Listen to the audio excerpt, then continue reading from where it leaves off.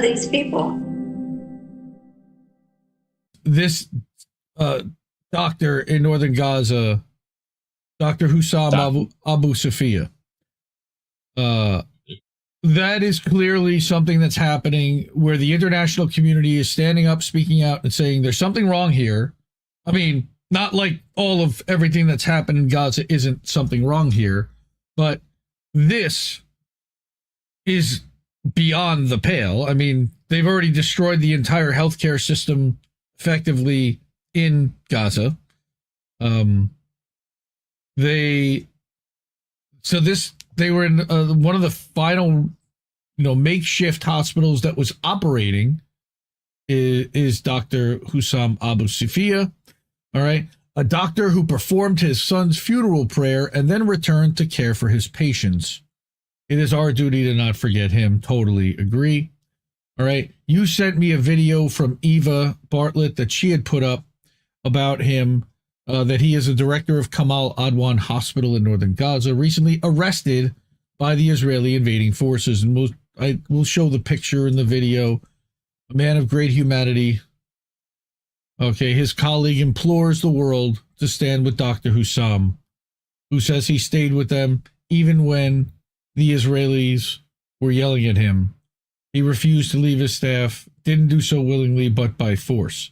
Then they show him like getting in the tank, or you see that on another video. حسام الصفية اعتقلوه من مدرسة البخورة بعد أن بقي معنا ولن يخرج، مع أنه قالوا له يعني اخرج أنت حر، قالوا ما بترك الطاقم الطبي، أخذنا وجينا نطلع بالليل، بعدين زعقوا عليه واعتقلوه. رجل إنسانية نناشد كل العالم كل مؤسسات حقوق الإنسان بأن يقفوا بجانب الدكتور حسام أبو صفية، الرجل العظيم، الرجل الذي زرع بنا وفي قلوبنا الصبر لكي نصبر في شمالنا الصابر. والله ما خرجنا من شمالنا إلا غصبا، بكينا دم على أبواب مستشفى شمال عدوان حينما خرجنا غصبا من قبل جيش الاحتلال.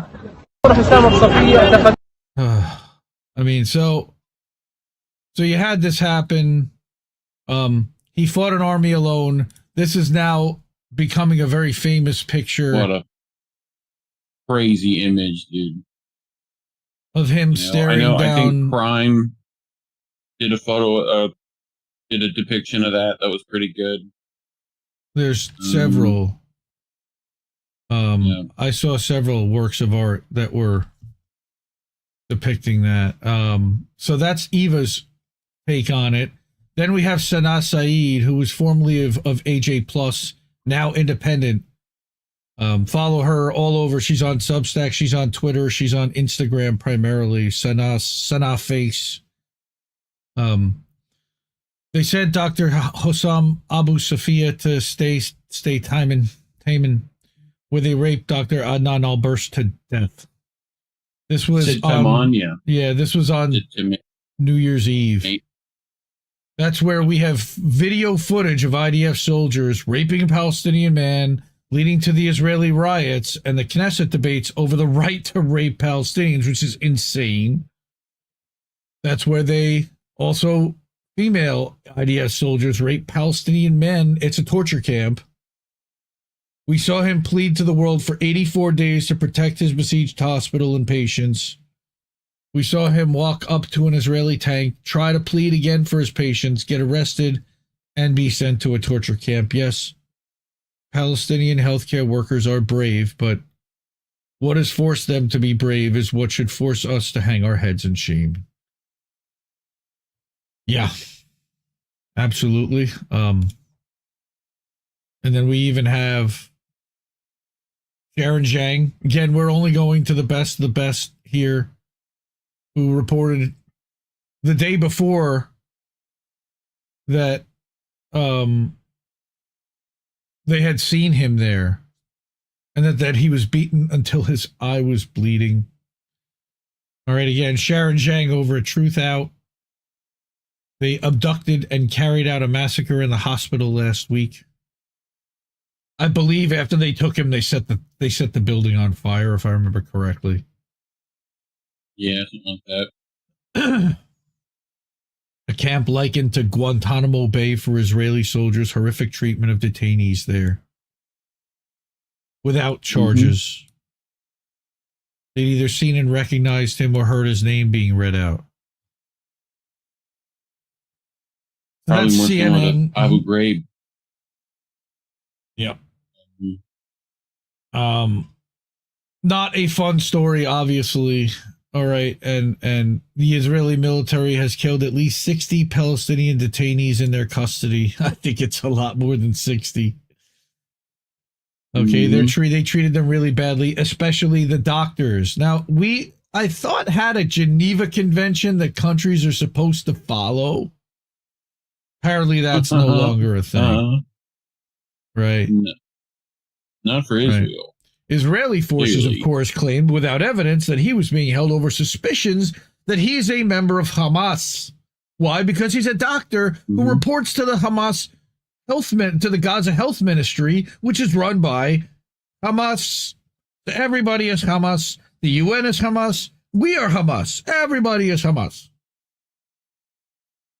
Same excuse used for nearly every Palestinian detainee. It's garbage. It's infuriating. It's a gaslight and a half. What happens when they think the United States is full of Hamas? You know?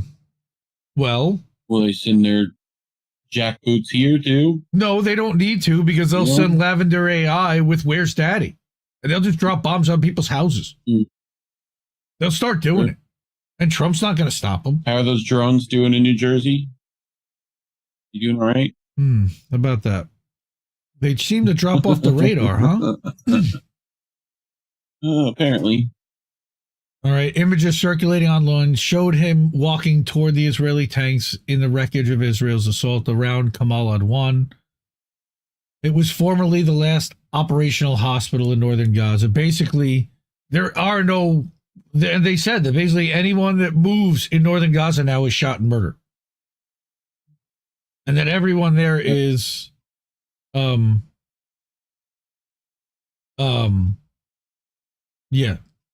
guilty automatically. Like, really? So we also saw somebody from Amnesty International say something, but I wanted to point this out. And this was the reason really why I brought this whole story, is not... It brings people together while this is awful and horrible. This doctor, Yipeng Ji, who was a family doctor in Ottawa, Canada, who had flown to Gaza, okay, I believe, but at the beginning of this month, I heard from Dr. Hussam Abu Safiya calling in from Gaza during a Doc Stop Genocide meeting. He spoke about the conditions in northern Gaza and the medical cases he and his team were seeing at Kamal Adwan Hospital, including witnessing and experiencing the targeted and deliberate attacks on civilians and many healthcare workers. So he put this picture up with the hashtag, and what it started was a movement of healthcare workers doing this. All right. So Sarah Wilkinson, famously detained by UK under Section 12. Yep. All right. She compiled a 2-minute video of more healthcare workers doing this. Well, let me just back this down so you can see it all. Scroll up. Healthcare staff across the world call for the immediate release of Kamal Adwan Hospital Chief Dr. Hussam Abu Safiya. And let's play this. Release Dr. Hussam! Release Dr. Hussam! Release Dr. Hussam! Release Dr. Hussam! Release Dr. Hussam! Release Dr. Hussam! Release Dr. Hussam! Release Dr. Hussam! Release Dr. Hussam now! Release Dr. Hussam now! Release Dr. Hussam now! Release Dr. Hussam now! Release Dr. Hussam now! Release Dr. Hussam now! Like, this is just not a few people. Dr. Hussam now! Release Dr. Is my point. Release that this many people who work in healthcare are doing this? Release Dr. Hussam now! Are you even aware? Dr. Hussam now! Doctors are not a target! Doctors are not a target! Neither are journalists, but doctors. Doctors are not a target! Especially, yep. Doctors are not a target! Doctors are not a target! Doctors are not a target! Healthcare is not a target! Healthcare is... Stop torturing doctors! Stop torturing nurses! Release Dr. Hussam! No, Dr. Nick, he is not. To my knowledge, at least. Release Dr. Hussam! Release Dr. Hussam! Release Dr. Hussam! Release Dr. Hussam! Positivity, Elon. Go fuck yourself. Release Dr. Hussam! Hospitals are... What is that? Dr. Hussam! What's that in Kill Bill, the crazy 88s? See the crazy 38s, bro. Don't worry about it. That's right. You know? Not enough people are talking about it. I'm glad we are, at least. We're going to talk about this. All right. Here's another of the same 2-minute video. Okay. I didn't realize it was the same one. Terrible. Here's a few of the actual, the people that were in that video. Here's Dr. Jem Newman, family medical resident. I call for the immediate release of Dr. Hussam Abu Safiya and his colleagues. He was abducted. Calling for the protection of hospitals and medical workers in Gaza and end to the genocide. And this is just... Or... Yeah. I'm as mad as hell, and I'm not going to take this anymore! Not a target.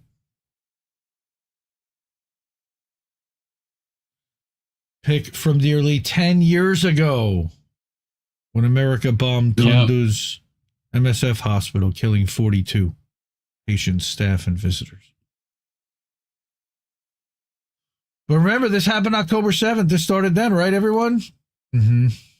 Yeah, dude.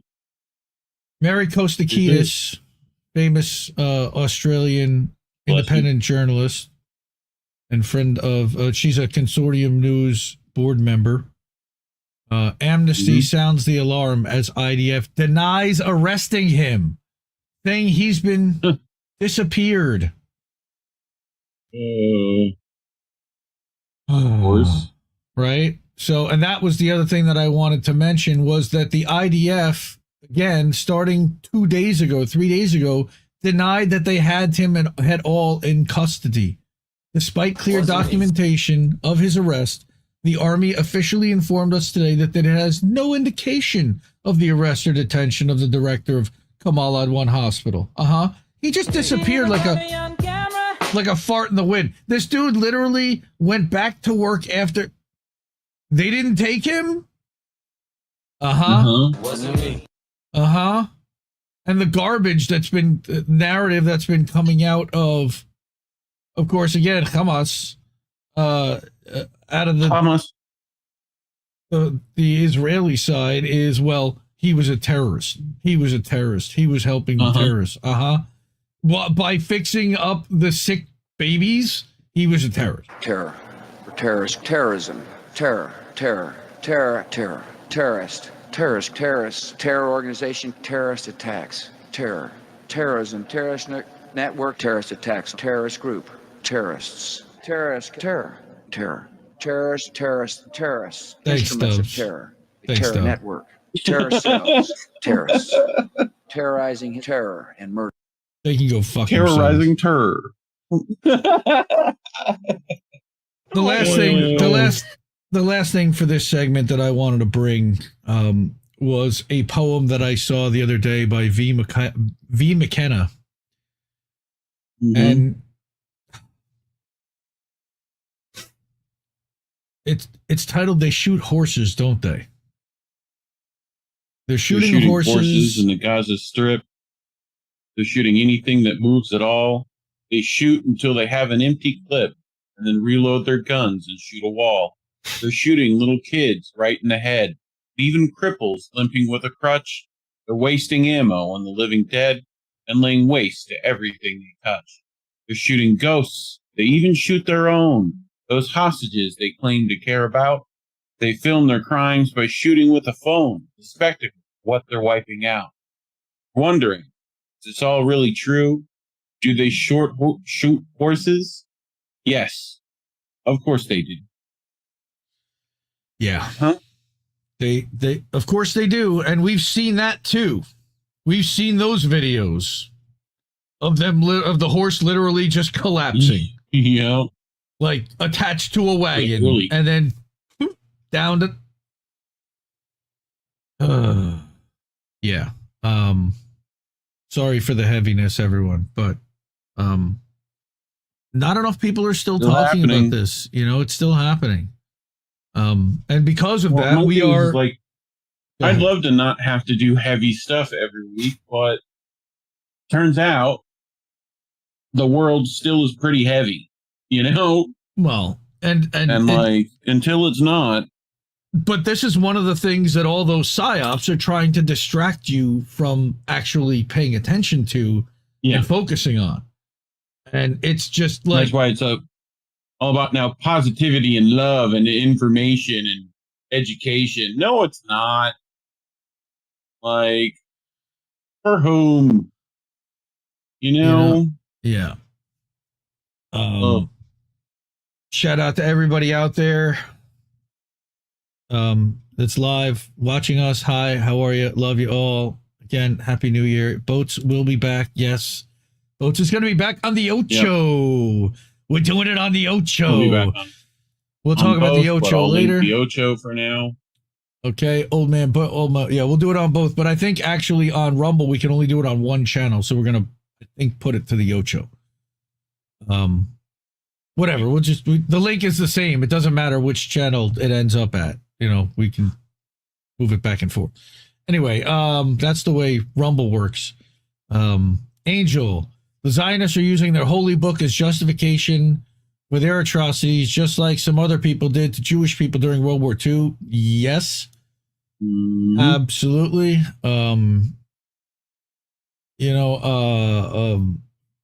Cynic is in the house. Hi, Cynic. You should not be here. I think you should be here. I love you, and I'm glad you are if you still are.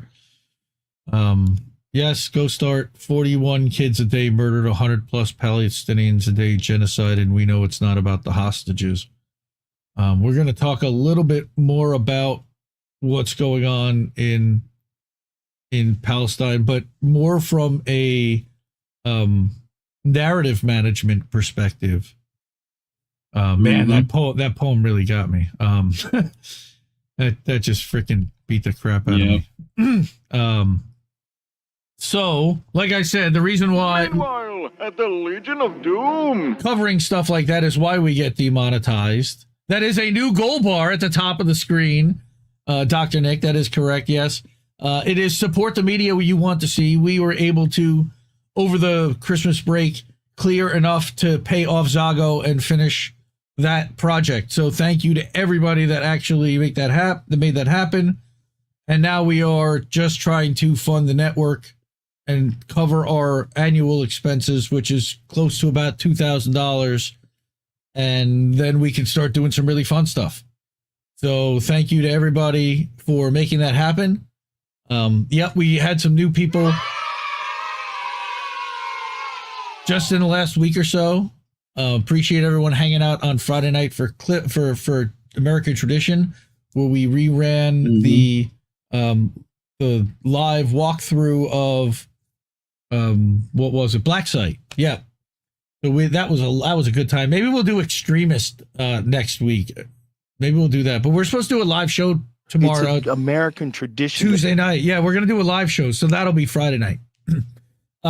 Tyler Russell, thank you so much. If you're listening, watching, or if you're around, annual subscriber to INN newsletter, and you can see I changed that at the bottom. Cash App, Ko-fi, PayPal, and INNnewsletter.com are the ways to support, subscribe, and hook it up.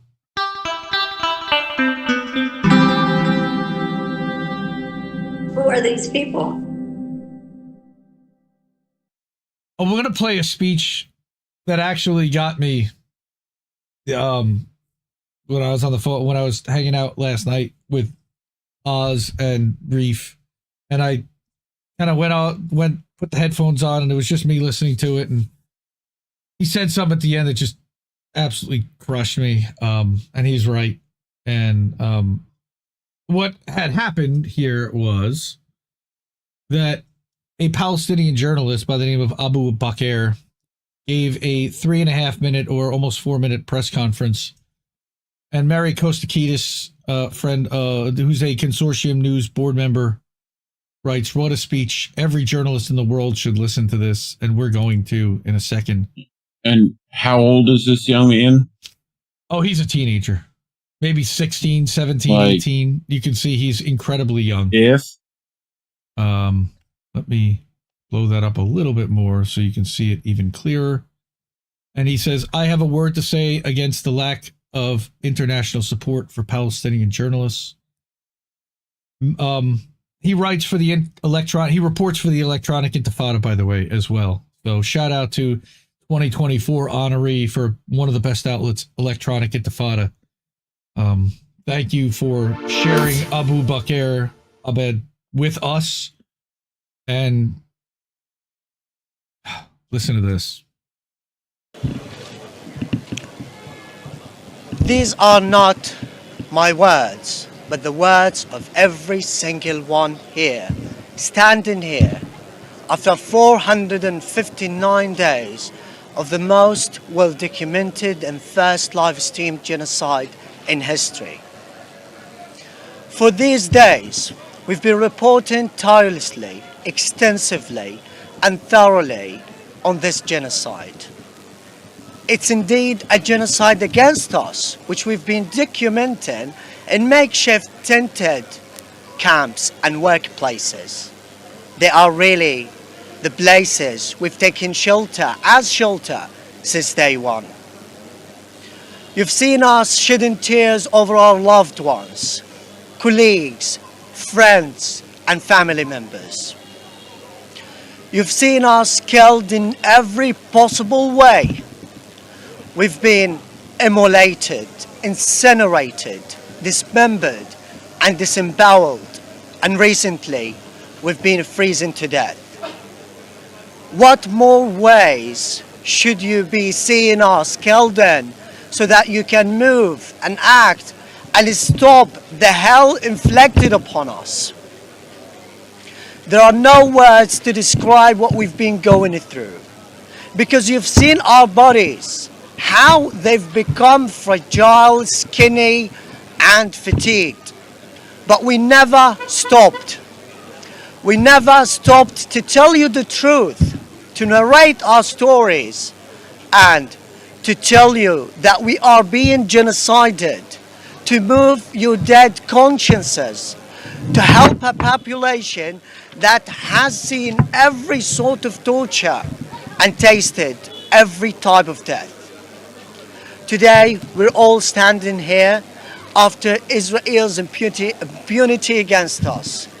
And we don't know how many journalists should be killed so you can really act and stop Israel's impunity against us. Our message is very clear. We are journalists, and we are Palestinian journalists. We have been let down by the international community, particularly the international media organizations. We haven't seen any sort of support, a single word of support. Even the press vests we're wearing right now mark us as a target. They do not protect us at all. But yes, because we are Palestinians, maybe if we were Ukrainians or of any other citizenship with blonde hair and blue eyes, the word would rage and rant for us. But because we are Palestinians, we have only one right, which is to die and be maimed. Finally, we are just documenting a genocide against us. It's enough after almost a year and a half. We want you to stand foot by foot with us, because we are like any other journalists, reporters and media workers all across the globe, no matter the origin, the color or the race. Journalism is not a crime. We are not a target. Shit. I had to show that. Man, that kid's a legend. This is the age where you should be giving valedictorian speeches or school president acceptance speeches, or, you know, your presentation to a classroom. Not this. You know? I mean, what do you even say to that? Who are these people? I mean, what I say is, I'm so sorry. Journalism is not a crime. You're completely right and justified. It's disgraceful. It's shameful. It's horrifying to see it. We've been fighting the ideology of Zionism every day. They purchased or nullified all the Western politicians of any substantive power. And we deeply appreciate the Intifada for publishing your work. And one of the likes here was Abubaker. He saw it. So, fuck Israel for this shit. For making him do this. Brutal. Sorry, everyone, but this just killed me. He got me. If you're able to, I hate to beg for money, like from that and everybody else that's in rough shape, and buy some merch at the Indie News shop. Sure, you know, scrolling across the bottom, he's about to break me. Journalism is not a crime. That kid killed me. He really got me. I mean, yep. So I'm sorry, everybody, for doing that to everyone. That's what I'm seeing in my world. That's what. Unfortunately, we can't turn that off. We can't bury our heads in the sand and forget about it, because these people are actually suffering. We're sorry. But there are so many struggling and suffering out there, and to turn a blind eye to it and ignore it because we're good, or because we're we have too much on our own plates to deal with. We can't. We gotta keep our eyes open and our heads on a swivel, and that's what I'm gonna keep doing. And I love you all, and it's just this was a tough week.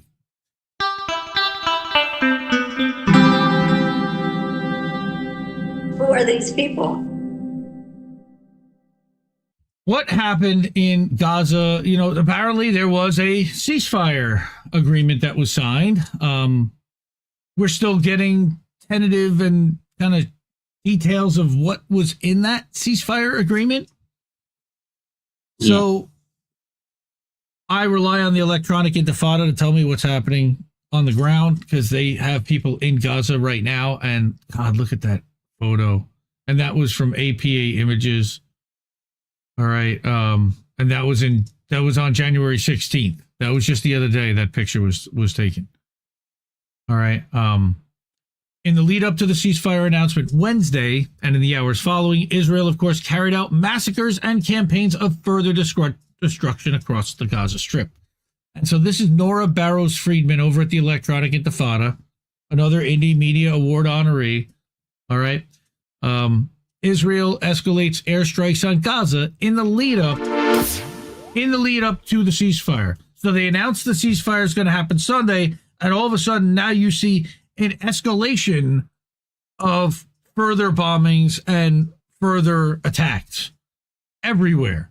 And it was harrowing and frightening and horrifying to read the witness accounts of.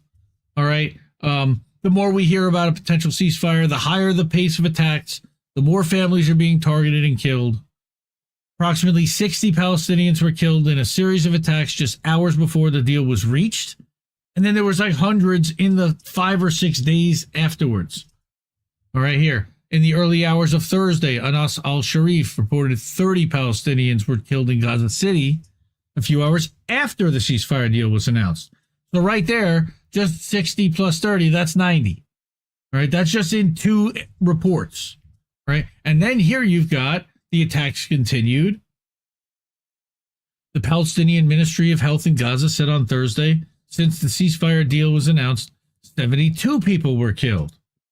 All right, so that number went from 30 to 72. All right, plus the 60, so now you're at 132 minimum. That's just what's been reported. All right, now, you know this guy, he's dancing in the streets right now, believe it or not. He brought me to tears last week or 2 weeks ago, and wow, the death toll, you know, he's reporting on it, and these people would have been celebrating if the ceasefire had been signed off on earlier today. Maybe, but we know that this is what they're doing. They're escalating attacks. So on the 14th of January, they bombed a shop along the coastal road in Deir al-Balah. That sparked a fire driven by strong sea winds, quickly spread to engulf makeshift encampments for displaced people. Was that intentional? I don't know. It certainly happened, and 67 families lost all their belongings as their tents were destroyed in the fire. After they've already, again, had to drop everything and run how many times already so far?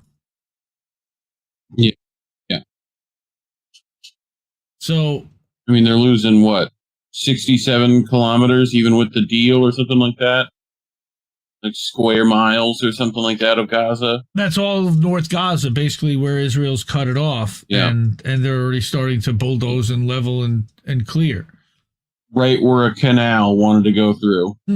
How about that? So, funny how that works. Right. So, Al Jazeera correspondent said on January 15th that Israeli vehicles were beginning to bulldoze the western side of the Indonesian hospital, which was completely rendered out of service last month.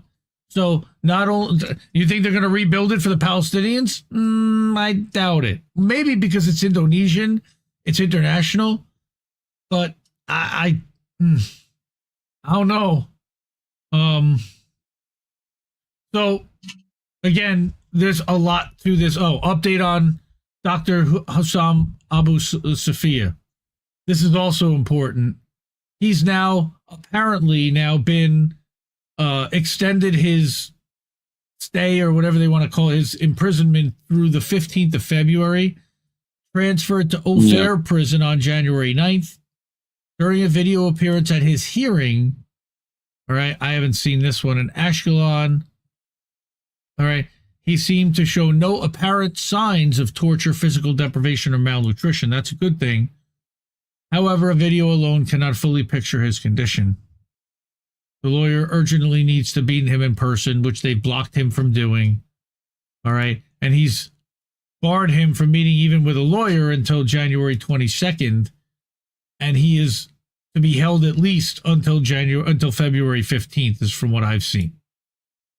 Yes, the only democracy. Yes, the only democracy in the Middle East. That's right. Yes. Because he wouldn't leave the hospital when they ordered him to. No due process. Nope. That place. Yep, that's it. Okay. You know this lady, Fiorella Isabel? Mm-hmm. She wrote a pretty long Substack article on her, fiorellaisabel.substack.com, about this ceasefire agreement and the fact that there is a nefarious catch. All right. Please, Fee, come on. Yeah, well, she's going to lay it out. You've never known Fee to sugarcoat anything. We've known her a long time. Other than snickerdoodles, sugarcoat those. Yeah. Well, you're supposed to, but but she says it took 15 months of genocide for the U.S. and Israel to seriously consider a ceasefire deal to end the ethnic cleansing of hundreds of thousands of Palestinians. According to Qatar's Prime Minister Sheikh Mohammed bin Abdulrahman, who met individually with Israeli and Hamas negotiators, the deal will come into effect on Sunday. It's not yet fully official as Israel's security cabinet and government have to approve it by Thursday, which they did. And right now, Netanyahu has halted the process, which he has tried to do the entire time. Not surprisingly for many, but even if this does continue, it's not what's been put out in the media. What a shock, right? So tell us, Fee, what's happening? As many Western pundits and activists patted themselves on the back, and Palestinians rightfully celebrated a respite from the bombs, hunger, and violent death, Israeli airstrikes continued on Wednesday, killing, like we said, 77 in Gaza since this premature announcement.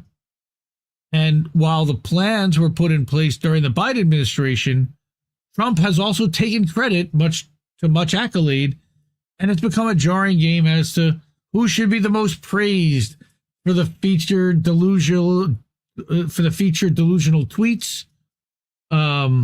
Suggest that Trump be given a Nobel Prize, while the one vital question most have failed to ask remains: why now? So before she dives into that, let's look at the 3 phases and multiple causes in this plan.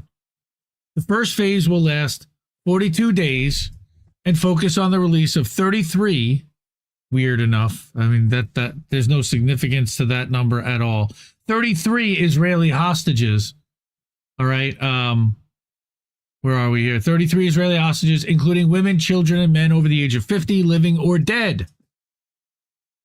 American hostages Keith Siegel and Sagui Dekel Chen are among 2 of the people to be released in the first phase. And we've seen video about 3 of them. All right. In exchange, during the 42-day second phase, all right, Israel would release 30 Palestinian prisoners for each civilian hostage and 50 for each female soldier, involving the declaration of sustainable calm. All right. Hamas would continue to free remaining male hostages, soldiers, or civilians in exchange for a yet-to-be-negotiated number of Palestinian prisoners and a full withdrawal of Israeli troops from the Gaza Strip. Okay. According to the plan, there would also be a focus on humanitarian assistance for Gaza. We saw trucks starting to flow in today from the Rafah Gate. A supposed end to fighting and displaced Palestinians would begin returning home as more aid enters the Strip. Again, all that means is that we're now getting back to pre-October 7th conditions. But their homes are completely leveled. And they have to basically start all over from scratch again. And that's if this holds, which likelihood of that is slim. So the third phase involves the exchange of bodies of deceased Israeli hostages for bodies of deceased Palestinian fighters. All right, let me find that again. I just lost it. Here we go. Right there. There's also an alleged implementation plan for a 3 to 5 year reconstruction of Gaza in exchange for it to be carried out under international supervision, reiterating that the crossings for movement in and out of the area would be reopened. To whom? Right. Would the Palestinians have right of return? Would they finally get passports? No. I'll bet you the answer is no. Sorry. Look, stop the bombs and bring it back to where it was. Okay, at a bare minimum. All right. Yep. There are also several clauses and parts to the agreement. Right. The first, as mentioned, calls for the complete withdrawal of the Israeli forces to the borders from all areas of the Gaza Strip. There should also be the opening of the Rafah crossing and the complete withdrawal from it. As of now, aid trucks have begun coming in already, Israel must also facilitate the travel of the wounded for treatment abroad. Basic, like, Geneva Convention stuff. Right? Yeah. So that's from Al Mayadeen. All right.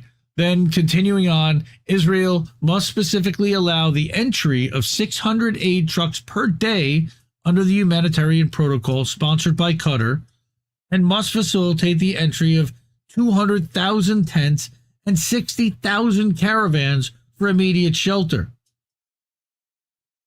I hope that there are 200,000 families that need those tents in a way. Like, I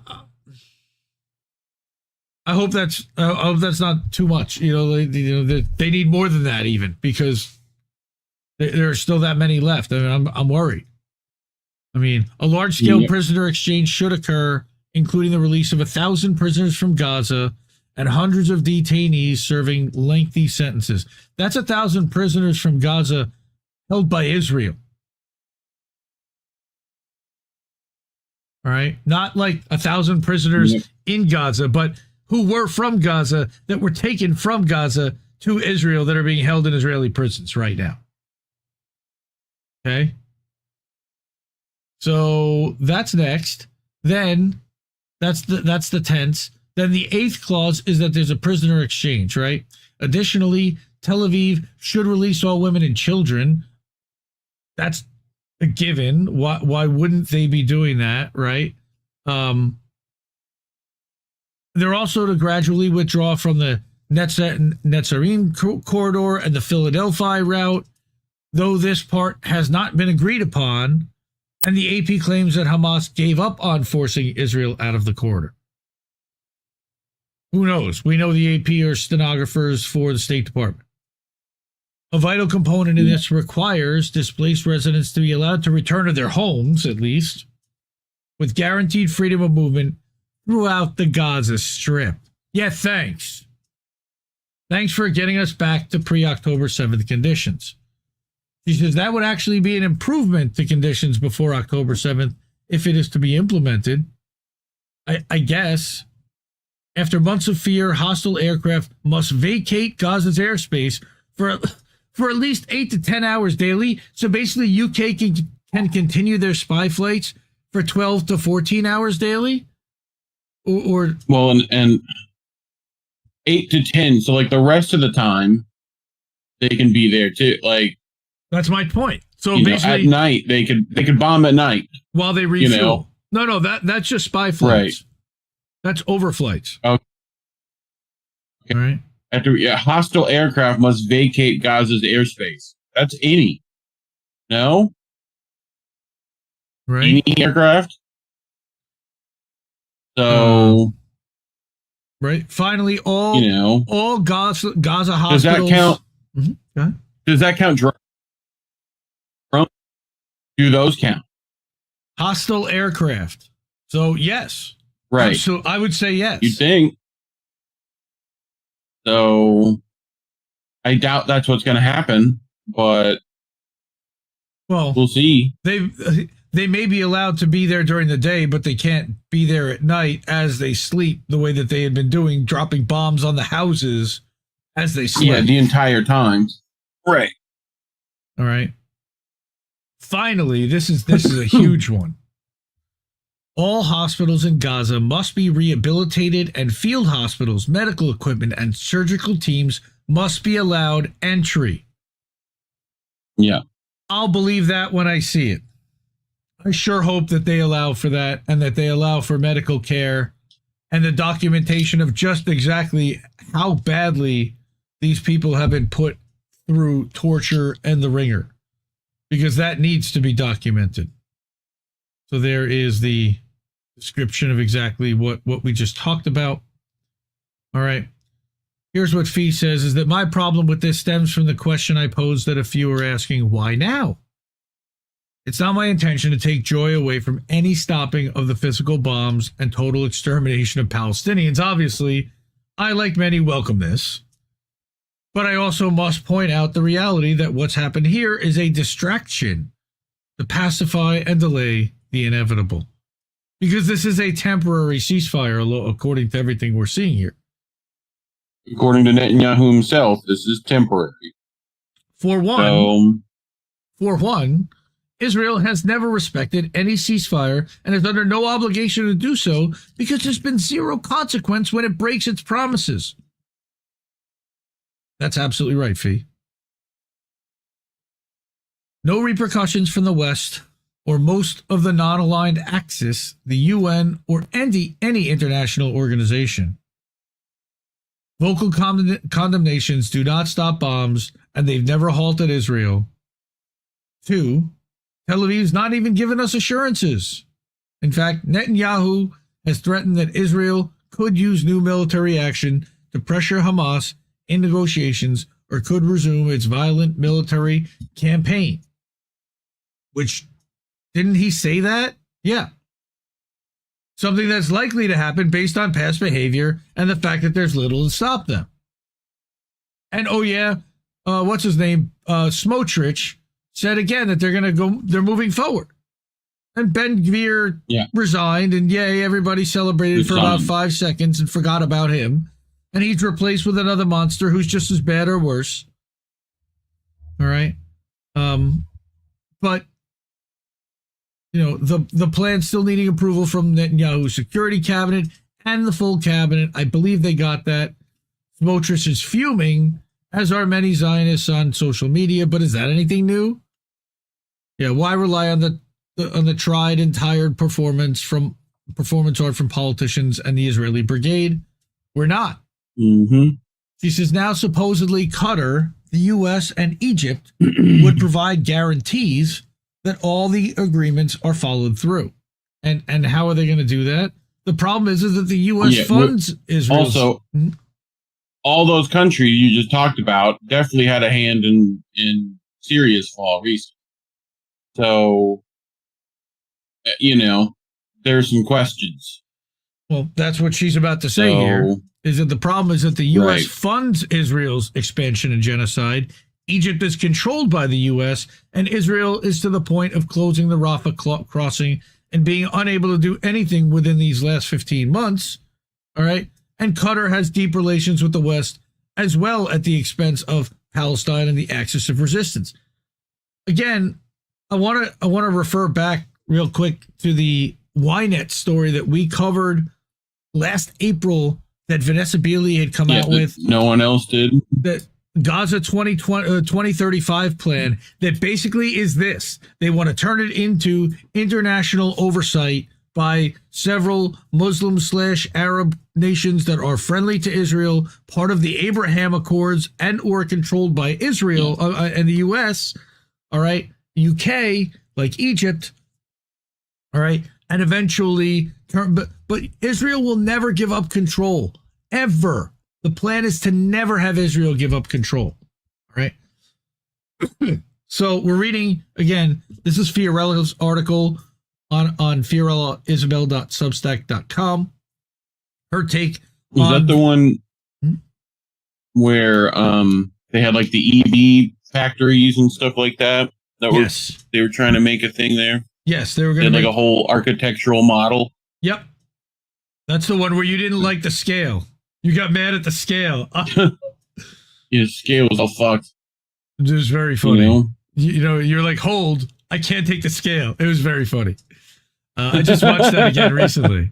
Yeah, because like cars were the same size as like buildings. Yeah, they completely botched that. Anyway. So again, she says none of the Gulf states, including Jordan, have done much to help Gaza, and they've all been seen as traitors by much of the resistance. How could this be a fair exchange? It wouldn't be. Trump's being hailed as the one who reached a deal, and he's coming in with a very specific plan to look like the hero that makes America great again. But it looks like this has been the plan for a while, meaning that the Biden administration, under whom this genocide began, set out to end it now for a reason. Trump can gloat all he wants, and influencers trying to make Elon bucks on Twitter, X, can post cute tweets raving about his accomplishments. But this was clearly set in motion now for several reasons.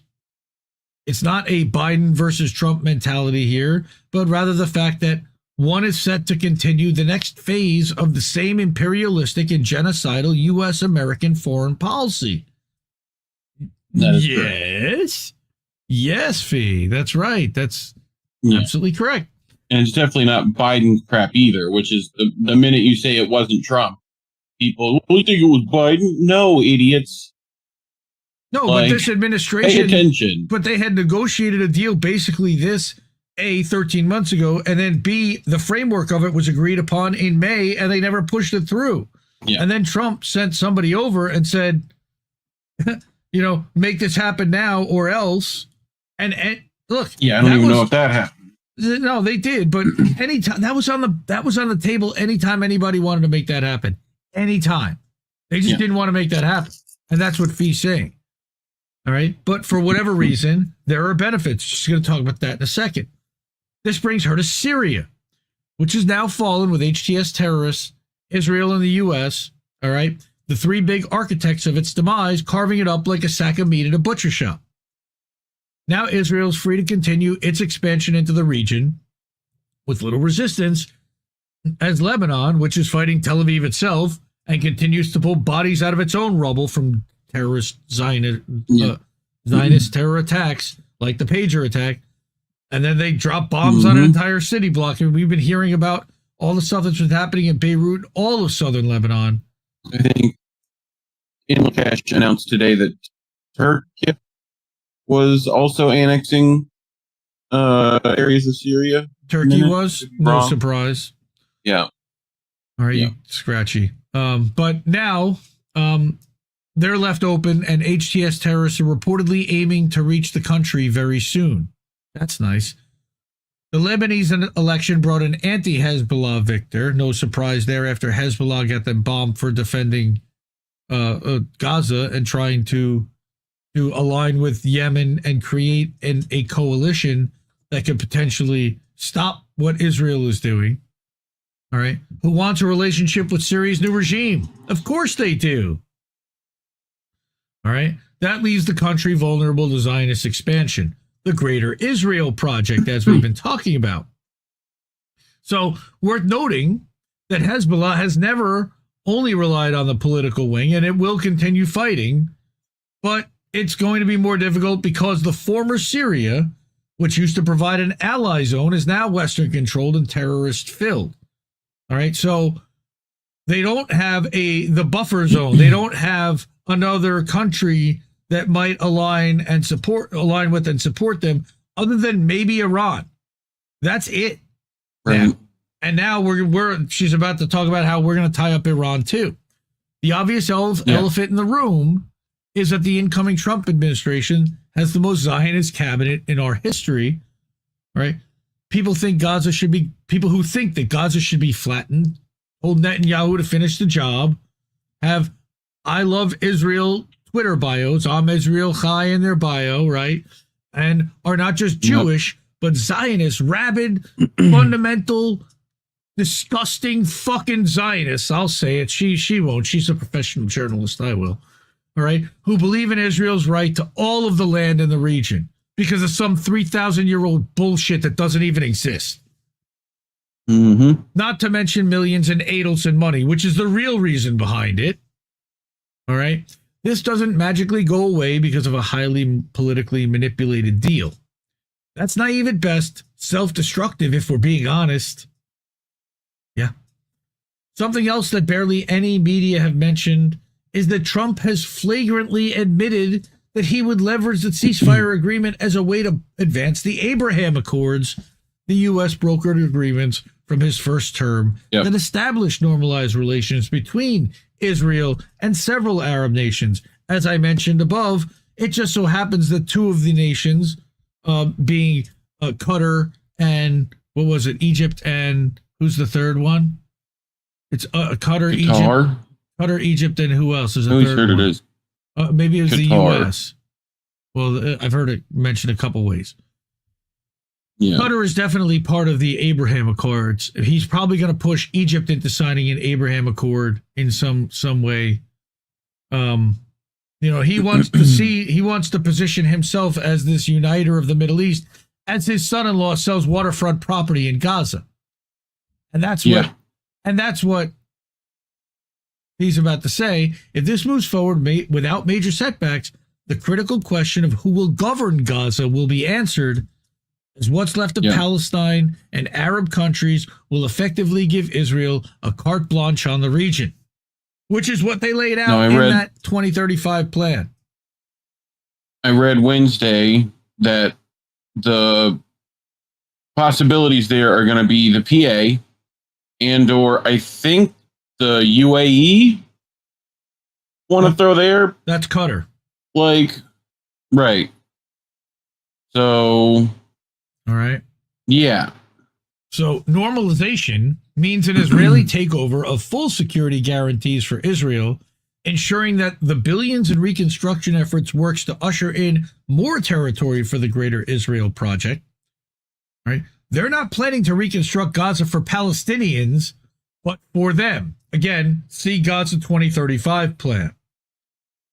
All right, and that's what I'm guessing she's going to quote here. But this whole thing, guarantee of security for Israel, also means no Palestinian state ever.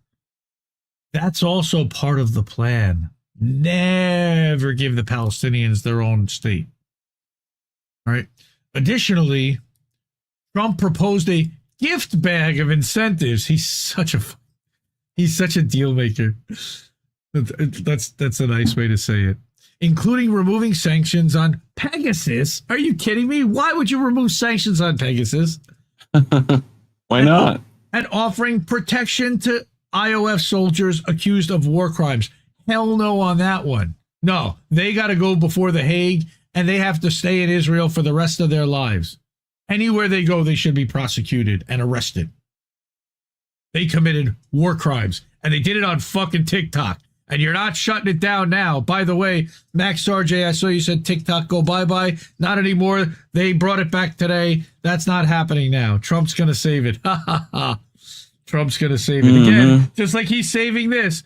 They're all lining up to cater to his ego to get what they want. They figured out a long time ago. The way you manipulate this guy, cater to his ego. Put his name all over it.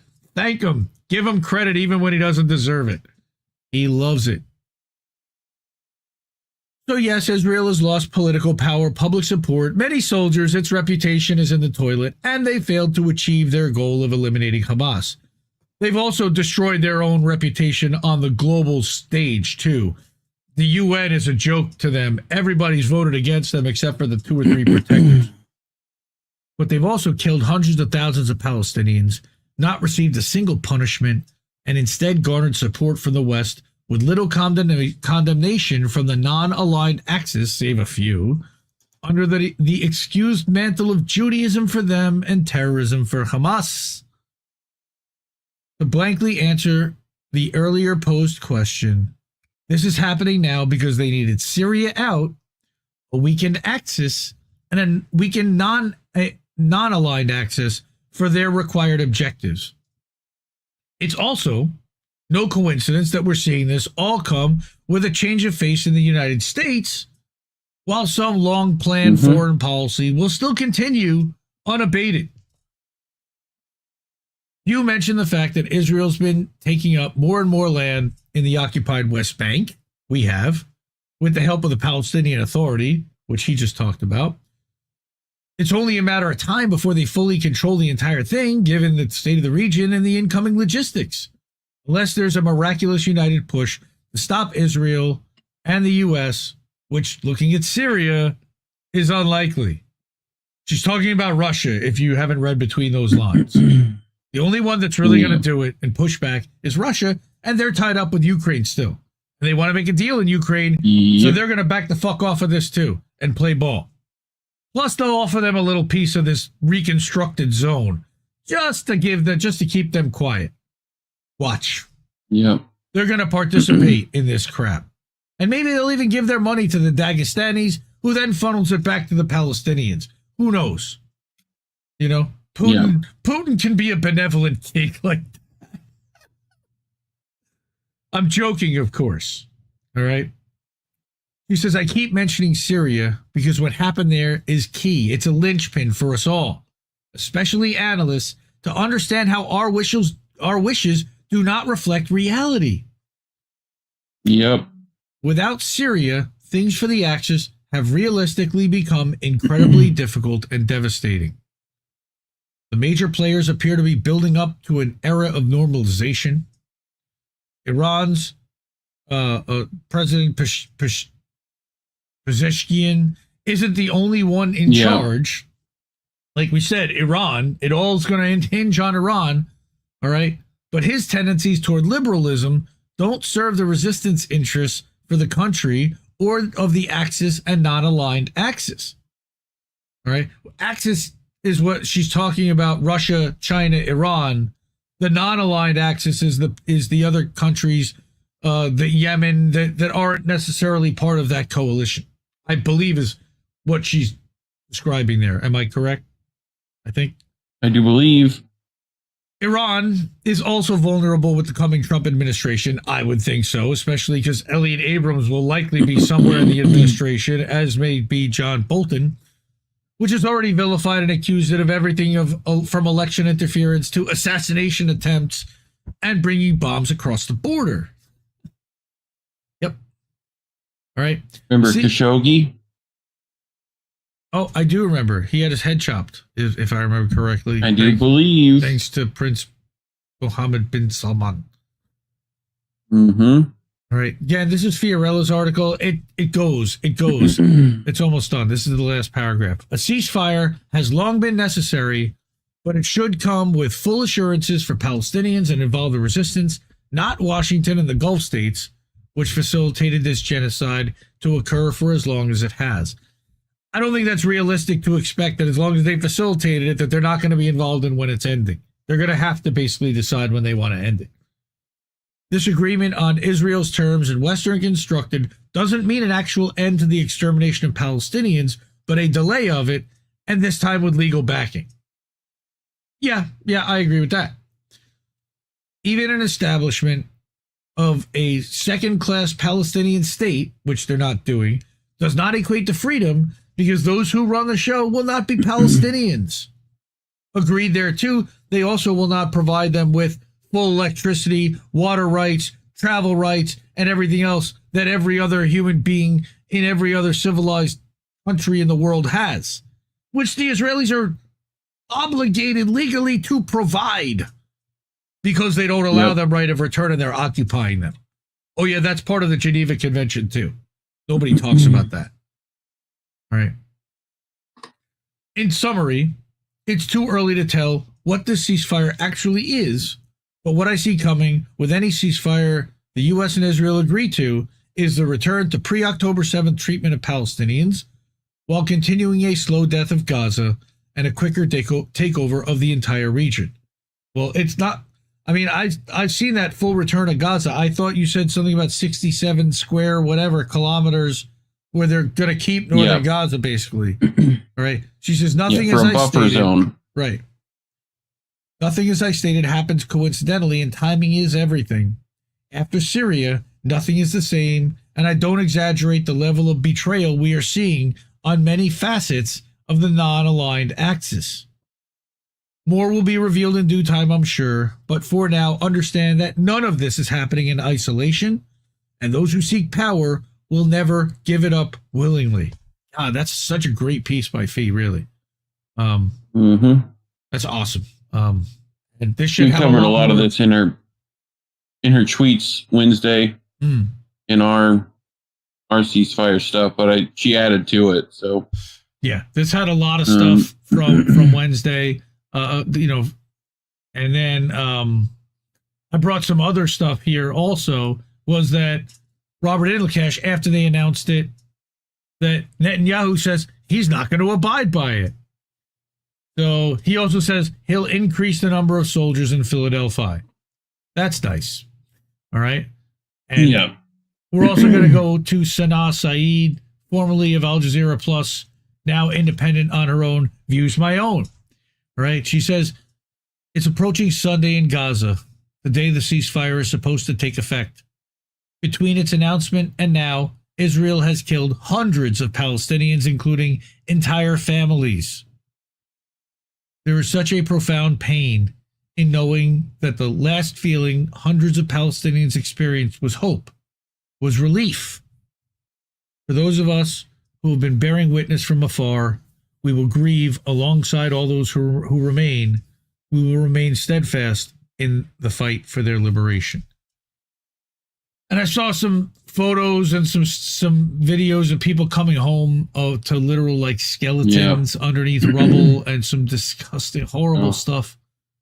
So while they're celebrating at the same time, they have to come home to some nightmarish stuff.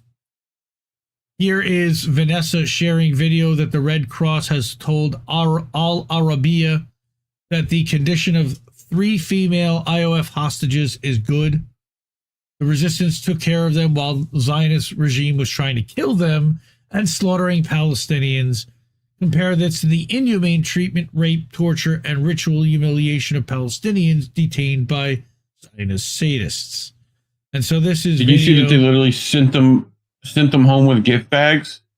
Yes, I did. Like, yep. I don't know. I doubt you're going to see many of these. I think that was part of the ceasefire deal, was like filming the releases was like not a thing. So that you didn't see, like, you're not allowed to talk to the hostages. Yeah, we didn't see any. And I actually, funny enough, I actually posted, have we started seeing any video of Palestinian hostages being released today? That was earlier this afternoon. And sure enough, somebody earlier then messaged, replied there and said, yes, they started doing that. Sarah Wilkinson posted this woman, Khalida Jarrar, released, significantly changed in appearance, reflecting the suffering and neglect of Palestinian captives. Right. So thank goodness she's out, and that this is all happening, at least for now. You're not going to see that in a lot of places. I'll tell you right now, a breakdown like that. And I'm proud to do that, but that's why we get demonetized on places like YouTube. You can hook us up. Those places are the easiest and take the least fees. Cash App, Ko-fi, PayPal, and Substack. All right, at INN.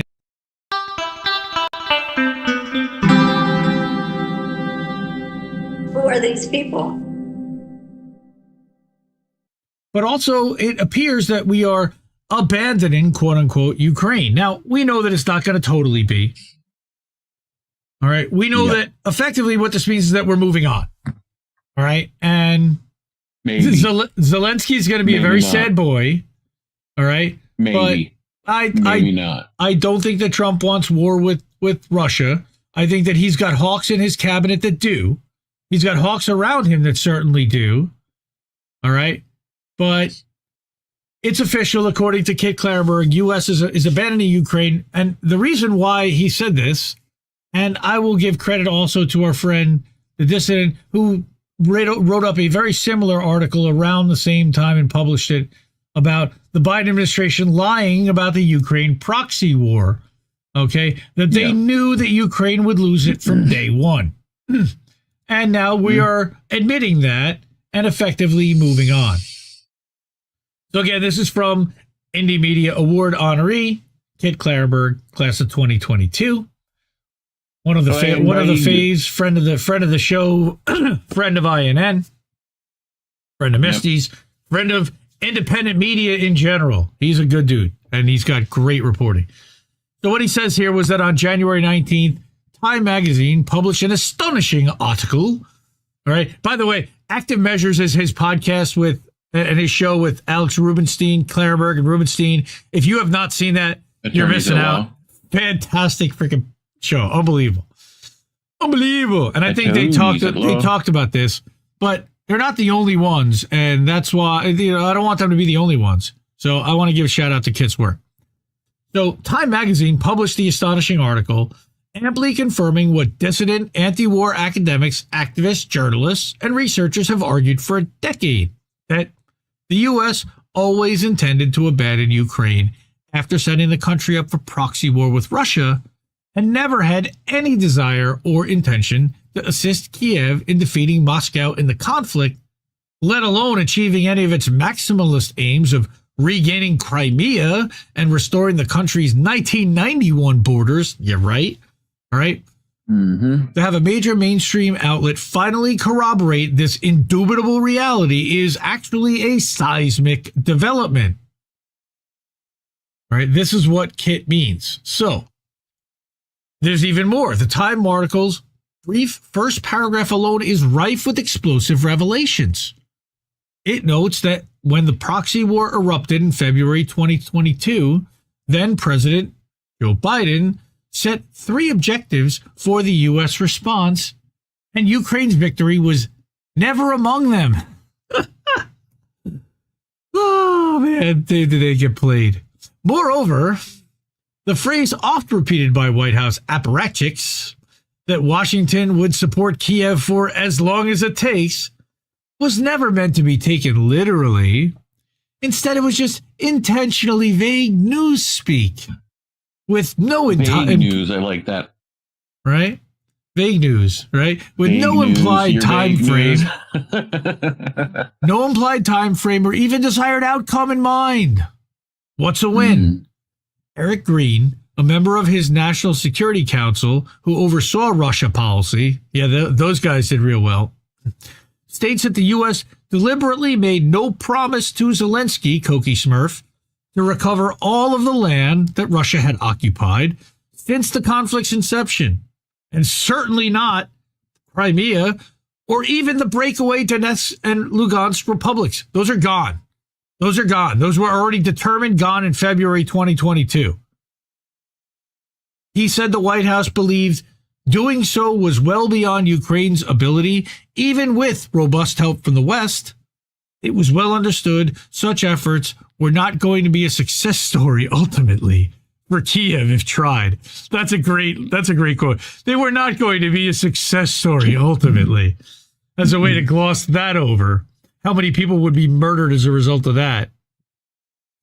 All right. According to Time, the Biden administration's 3 key objectives in Ukraine were all achieved. Come on, that's why we're getting out, because we're done. We did what we wanted to do. Did you know that, Reef? We achieved our goals. What was the goal? Well, there were 3 of them. Okay. All right. So, nonetheless, success on these fronts provides little satisfaction to some of the former president's closest allies and advisors. Like the entire Ukrainian population. Some of them. All right. Green was quoted as saying Washington's purported victory in Ukraine was unfortunately the kind of success where you don't feel great about it due to Kiev's suffering and so much uncertainty about where it's ultimately going to land. Maybe like Libya-ish, with Nazis taking over the country within the next 3 years would be my prediction, but I'm just speculating.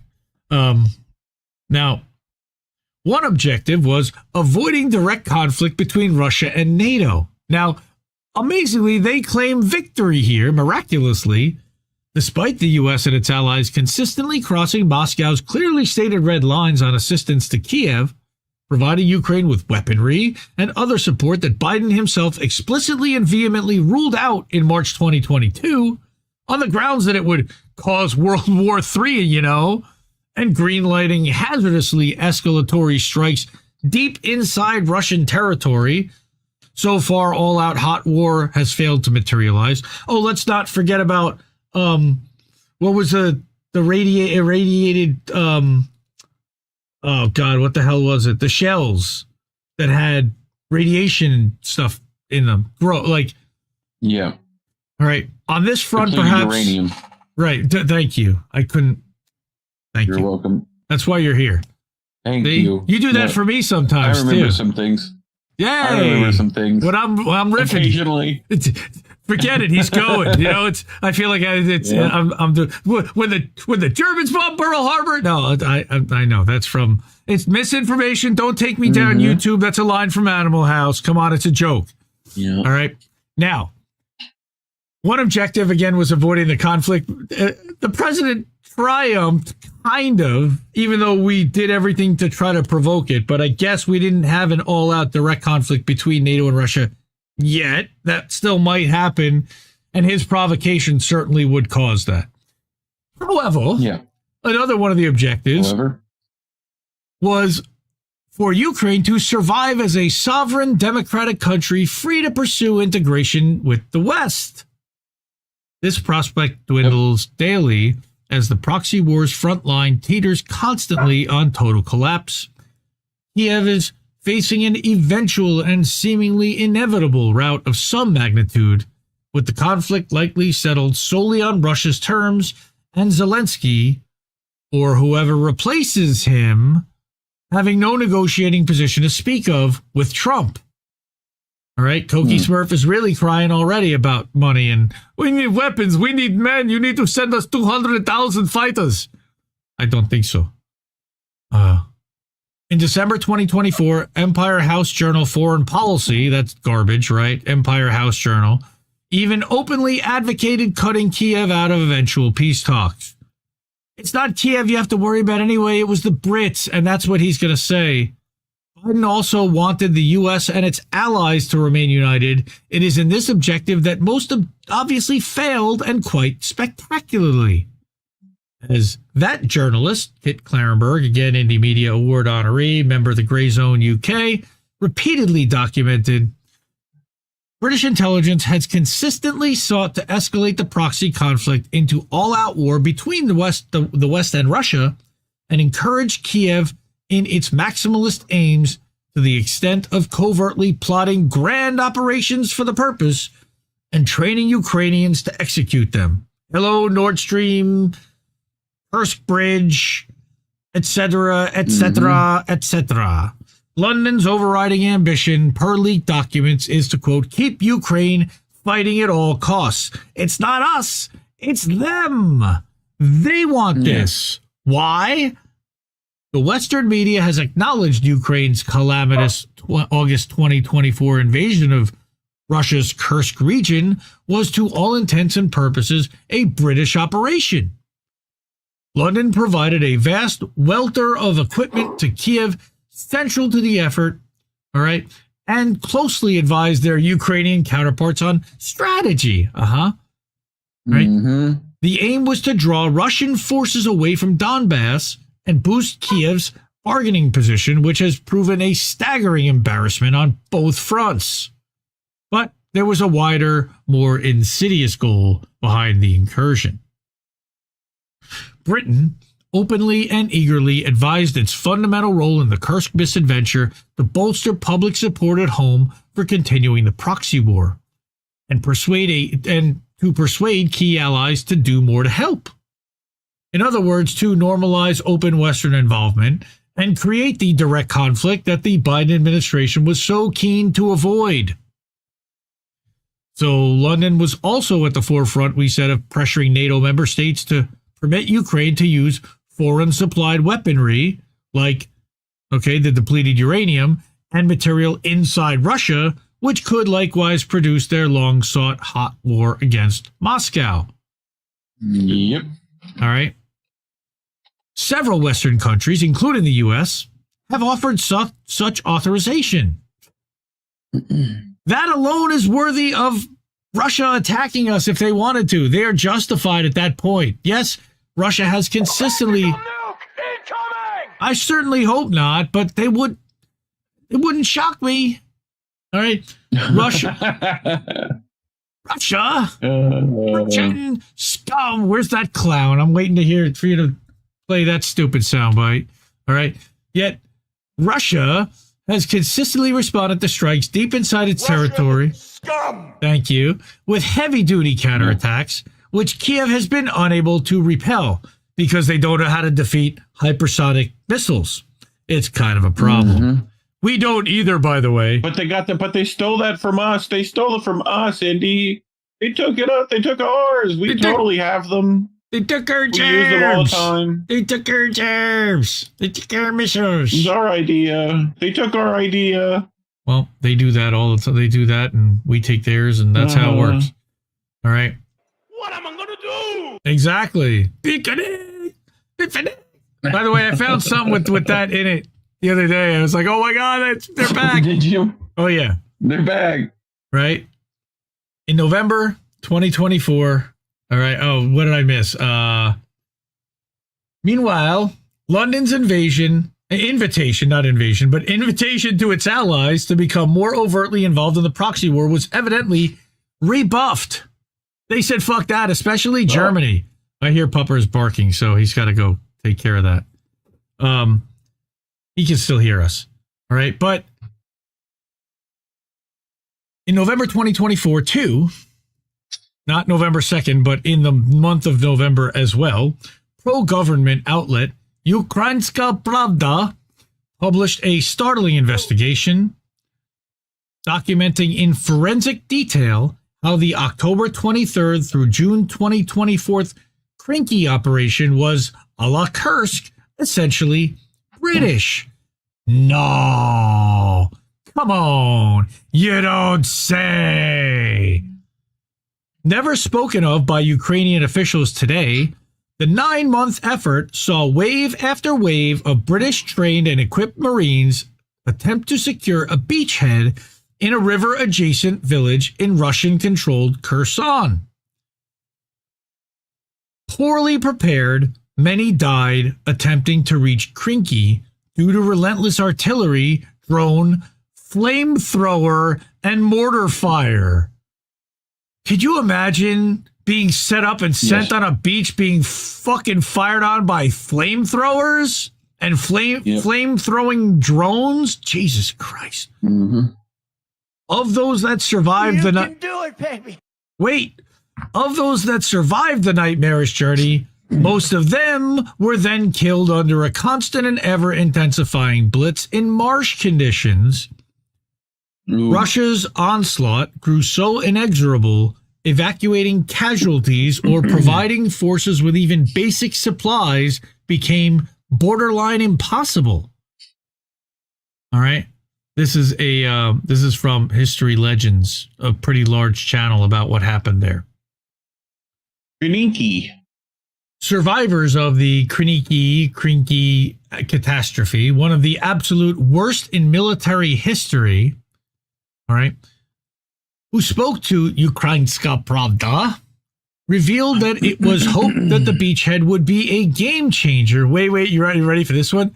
Opening a second front in the conflict, allowing Kiev's invading Marines to march upon Crimea, and all-out victory in the proxy war. All right, I love this line. They hope to recreate the June 1944 Normandy landings D-Day. Where they just sacrificed like 97% of the guys there to get 17 guys through. Yep. It's all too easy to envisage British intelligence filling the heads of their Ukrainian trainees with such fantasies. Instead, they all got mowed down because it isn't 1944. Also, it's just a highly misunderstanding of the D-Day landing. We're going to take that beachhead. The smallest, the beachhead that's the least defended. That we completely tricked them to thinking we were going to go to the most defended area. No, now it's just into the most defended area and see if they can make it. What? All right. So, right. Fast forward to today, and Britain and France are openly discussing sending peacekeepers to Ukraine to help underpin whatever the post-war settlement emerges between Kiev and Moscow. This is after last February, about a year ago, French president at the time, Emmanuel Macron, suggested formally deploying his country's forces to Ukraine to halt Moscow's advance. That was rebuffed quickly. The proposal was summarily dropped and forgotten when, Russian officials made it abundantly clear that each and every French soldier dispatched to the front line would be killed without hesitation, and Paris could become a formal belligerent in the war. Yeah, Macron, he's a banker and a neolib. He does not take kindly to being threatened by KGB ex-spies like Putin, who've been president of his country for 30 years now, almost. All right. It appears that the peacekeeping plan, quote in quotes, is likely to suffer the same fate. On January 20th, coincidentally or not, the day of Donald Trump's inauguration, CIA created Radio Free Europe published an explainer guide on why sending European troops to Ukraine is a non-starter. Among other things, as the Russians are unambiguously winning, they are unlikely to offer many concessions, particularly allowing foreign soldiers to occupy Kiev's territory. Furthermore, as a permanent member of the UN Security Council, Moscow can block any peacekeeping mission. So forget UN peacekeepers right there. All right. You think that Putin's going to allow UN peacekeepers into Kiev when all the rest of them are from NATO? I don't think so. As if the message to London and Paris wasn't emphatic enough, 2 weeks earlier at a press conference at Mar-a-Lago, Trump made numerous comments reiterating his commitment to ending the proxy war. Now, we've seen that that may not be completely true, but so far it seems so. We're going to have to settle up with Russia. Russia. All right. Notably, I know you think we got to ask the Russians. Let me call the Russians to help. There you go. Notably, the president sympathized with Moscow's written in stone determination that Kiev not be enrolled in NATO and warned that the situation could escalate to be much worse and stated his hope that the conflict could be wrapped up within 6 months. That'd be nice. I mean, I think that he's much more worried about BRICS and they're trying to dominate this hemisphere and the sphere of influence here much more than they can in the Middle East and East. Yep. That's my own opinion here, and it's not just mine. I've heard that from others as well. Markedly, Zelensky was not present at Trump's inauguration. In a J6 interview with Newsweek, it's weird. Why would you interview a Ukrainian president on January 6th? I guess that just happened to be the day. All right. The Ukrainian president, well, actually, he's now a dictator because he was elected, but he's well past his term and is continuing to be the president without allowing the country to hold elections. So that's not really a president, technically, kid. All right. Typically never one to shy away from international jollies, said he would like to attend, of course, but he received no invitation. In a rambling response, he said he was not sure it's proper to come, given that particularly during the war, sources close to Trump have claimed that, on the contrary, Zelensky repeatedly asked to attend but was rebuffed. Of course he wanted. Yeah, dude, you're out. That's the other reason why they think they're going to wrap this thing up. Because they're talking to Putin and they're not talking to Koki Smurf.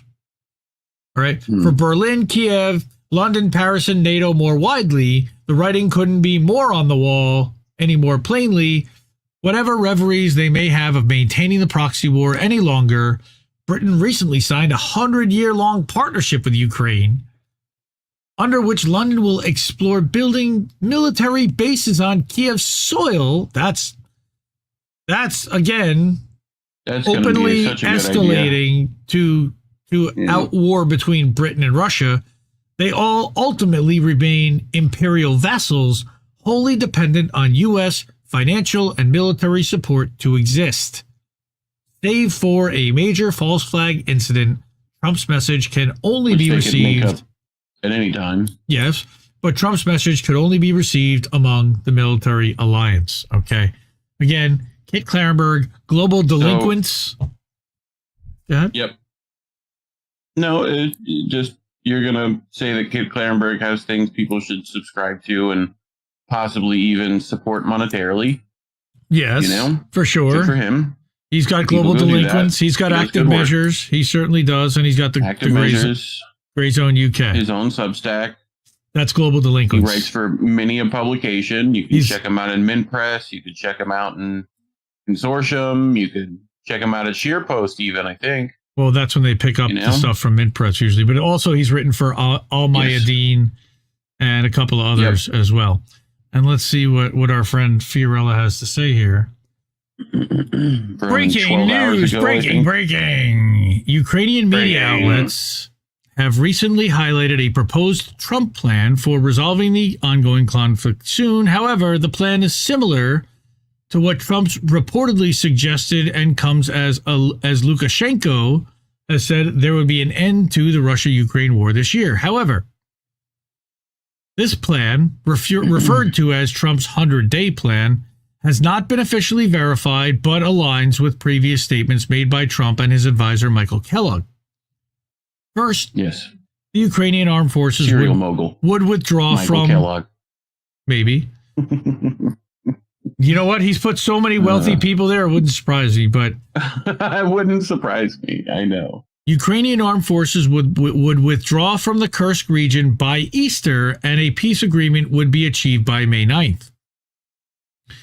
February and March, President Zelensky would rescind his decree barring negotiations with Russia, paving the way for a trilateral summit involving Putin, Trump, and Zelensky, or alternatively, 2 separate bilateral meetings to establish a framework for a peace plan, meaning Trump would meet with each individually, Zelensky and Putin. Okay. During this period, the U.S. would continue providing military support to Ukraine. So you could see that there's really going to be an honest broker at the table. Yep. By April 20th, what a great familiar day. To me. What a great day. Sounds like a ceasefire. A ceasefire would be declared along the front lines in time for Easter, accompanied by a full withdrawal of Ukrainian troops from the Kursk region. And by the end of April, an international peace conference would begin involving the U.S., China, various European countries, and nations from the global south. I would hope that Lula would be there, as well as who else has been very outspoken? I guess Maduro. I don't know if they're going to let Maduro there because they got a $25 million bounty on Maduro's head right now. I don't think they're going to let Maduro there. Yeah. But Petro, they don't even like Petro. He just put a 50% tariff on him. But no, there's a who am I thinking of? Maybe it was Maduro. There was another big staunch advocate for Palestinians in South America. In addition, was it Arce from Bolivia? Maybe maybe. Okay. By the end of April, an international police. Also, Easter's a big deal in that region. Yes, which is why they're doing it for Easter. Yes, all those orthodoxies. All right, we're going to get the end of the war formally. Martial law and mobilization in Ukraine would be lifted. And then between August through October, Ukraine would have to hold elections. So Koki Smurf will be gone because there's no way he's going to win after all this. The peace agreement would require them to remain. Takes his place, though. It would require them to remain neutral and not join NATO, but would work toward EU membership by 2030, with the EU committing to cover the costs of reconstruction. Why? They destroyed the freaking Nord Stream that cut off all the gas into Europe, that raised the price of LNG for everybody else there. Yeah, but they're saying the EU, I mean, since they're partially responsible for this. Well, and public-private partnership, BlackRock's getting in on that reconstruction effort. Right. You betcha. All right. Ukraine would have to relinquish any claims to territories currently held by Russian forces, and some sanctions on Russia would be lifted immediately, with others following within 3 years if the agreement is adhered to. What? 3 years? Why? Additionally... Why? Why? Additionally, the plan includes provisions allowing... Why? Yeah, why? Right? Provisions allowing pro-Russian parties to participate in Ukrainian elections, as well as an end to the persecution of the Ukrainian Orthodox Church. So they're not going to ban Russian language anymore? Yeah. The contentious issue of a European peacekeeping contingent would be addressed separately. The last point could make or break this. So here's Fee's analysis. This is like ceasefire on Gaza, brokered by Hamas, Qatar, and the U.S. and Israel. A disaster and darkness to come for Russia in the long run. Anyone who thinks Trump came up with this now doesn't get what's happening. No, he didn't. Of course not. This plan has been in place since before Syria fell. Yep. As Clarenberg just told us. Right. Trump's the guy to lead it now, but there's confirmation about deals made during Doha. If true, which I believe the version of this is, the State Department and intel apparatus has brokered a deal long before the change of face, and it's likely Russia will accept it if it guarantees security. We heard about this in April, May of last year. Yeah. There's a reason that Lukashenko is so confident about Trump ending the war this year. Why the U.S. dropped their preview of Belarus's elections, but Europe kept them, all right? And why Belarus's foreign minister met with Jabroni, and why all of this is happening now. Don't forget about Syria, which is a linchpin to all of this. Yeah, she says, I sincerely hope I'm wrong, and Russia won't fall for the mistaken idea that things will be different under this phase of the empire, because of it, we will see this war end now, only to be brought back later. They've done it too many times before. The U.S. has no intention of a free Russia unless it's under its control. They still want regime change. That will not change until the entire government as we know it changes and the empire falls, much like Israel. Interesting. In the short run, this predictably will be viewed as a victory for Trump, and everyone will hail this as a peace negotiation. Belief in him and the establishment will be reinforced. Of course it benefits those of us in Russia. I'm not against peace, but this isn't genuine. It's once again just kicking the can down the road. I don't cheer for manipulations knowing that they're ticking time bombs. Okay, she'll write more on this, but if it happens to breathe and keep it, but if it happens, breathe and keep alert. Things are just starting a new chapter, but the story isn't over, not by a long shot. Ultimately, this signals that the NATO empire is capturing and dividing the non-aligned axis one by one, each works for themselves and not together. Watch them go after Iran, Venezuela, like I said about Maduro as well, right? Cuba also falls in there, and they're going to start going after all of the BRICS nations, by the way, as well. They're going to isolate each one of them. Be like, do you really want to fucking join them and be against us? Is that really what you want to do? Because you want to be our enemy? We can do that. You see what the fuck just happened to you? What happened to our friend? You see what's happening to Yemen right now? You want to be our enemy? See what's happening in Lebanon right now? You may not want to do that. You're not going to be very popular in your country, Mr. President. And that's what happens. We're basically fucking mafia thugs. Thanks, Fee. Again, where are you getting that on-the-spot breakdown analysis other than on the other thing Truthwire? I wanted to add to that was that like they probably will start conflict again there and keep it quieter than they did this time. You know? Yeah, that they seems to happen. It's kind of like at Gaza where they just head over to the West Bank and just don't talk about it. Well, and Israel, you know? The Israel plan is murder all the journalists again, right? So yes, they may end up taking the same approach here. I certainly hope to everything that not, but geez, how are they going to do that? Jeez. But yes, we are heavily censored. We are heavily suppressed. That is why I love the 27 of you here on YouTube and the 5 that are watching right now over on in the INN channel. All right. And the 71 watching over on, who's over there? Oh yeah. Over on Elon's magical machine. But yeah, all these amazing people have already supported our network, tipping us, hooking us up with PayPal, Ko-fi, Cash App, a Substack membership, something to help us keep the lights on, keep the restream going, keep the Canva going so that we can make all these graphics and thumbnails and video shorts and clips. We have a new outro tonight that I'm going to debut. Really excited about that. That'd be nice. So Cash App, $, Indie News Network, INDIE. You see it down there at the ticker.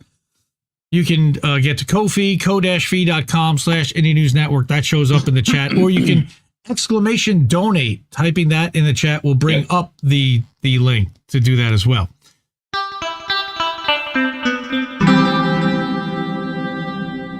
Who are these people? The first story is great. All right.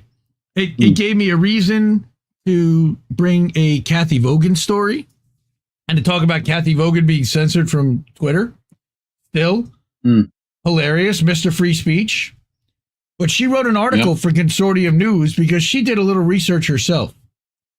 And she wanted to know, hey, what does Deepseek say about Victoria Nuland? And let's compare that to what ChatGPT says. So Kathy starts out by saying that news of a Chinese AI program named Deepseek outperforming Western AI for a fraction of the cost to develop has captured headlines around the world, especially as it caused shares of Western AI companies to plummet. Quote, the U.S. built to protect its companies from domestic competition actually created the conditions that allowed them to atrophy. They got fat and happy inside their castles, wrote Dropsite News. Their business pivoted from technological innovation to performing alchemy with spreadsheets, turning made-up metrics into dollar valuations attached from reality. Okay. Big fat guy, but still nice. Right? A Financial Times columnist wrote in a piece titled, With Deepseek, China Innovates and the U.S. Imitates. Right? So there's a whole thing from the Financial Times. George Galloway is freaking out. Everybody realizes that China did something here. Indian news outlet went on to wow us with Deepseek tech specs, trading on 14.8 trillion tokens, right? Blah, blah, blah. Really importantly, I found out that Deepseek is actually owned by venture capital and not at all by, allegedly, the Chinese Communist Party. But, as we assumed, interestingly enough, some of us at least, is Deepseek? Well, Consortium News decided to ask the same questions to Grok, ChatGPT, and Deepseek. We asked a difficult question that would test its ability to give well-rounded, objective perspectives on a complex political question such as, quote, what role did Victoria Nuland play in starting the war between Ukraine and Russia? What do you think we're going to get? Well, not good. Grok says, quote, Victoria Nuland's role in the events leading up to the conflict between Ukraine and Russia has been subject to significant scrutiny and debate. Here's an analysis based upon available information.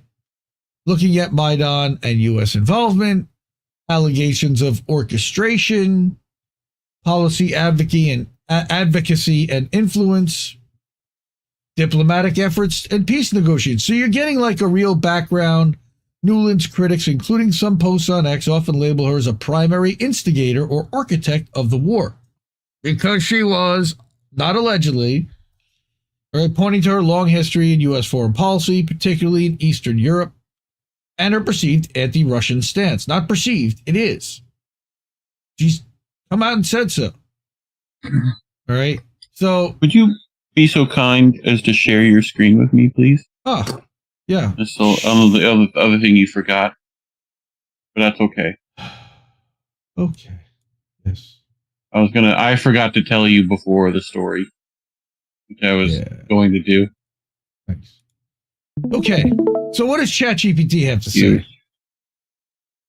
Again, even more hedging and fawning. While she did not directly start the war, her actions and U.S. involvement are often cited as contributing factors to the tensions. Remember that this is an input of all of the information that they already have. So if it's documented, it needs to be in here. Right? You've got the call to Jeffrey Pyatt, where Yats is the guy and F the EU. You've got the Maidan protests, Yanukovych's ouster. This is a little bit more detailed about 2014.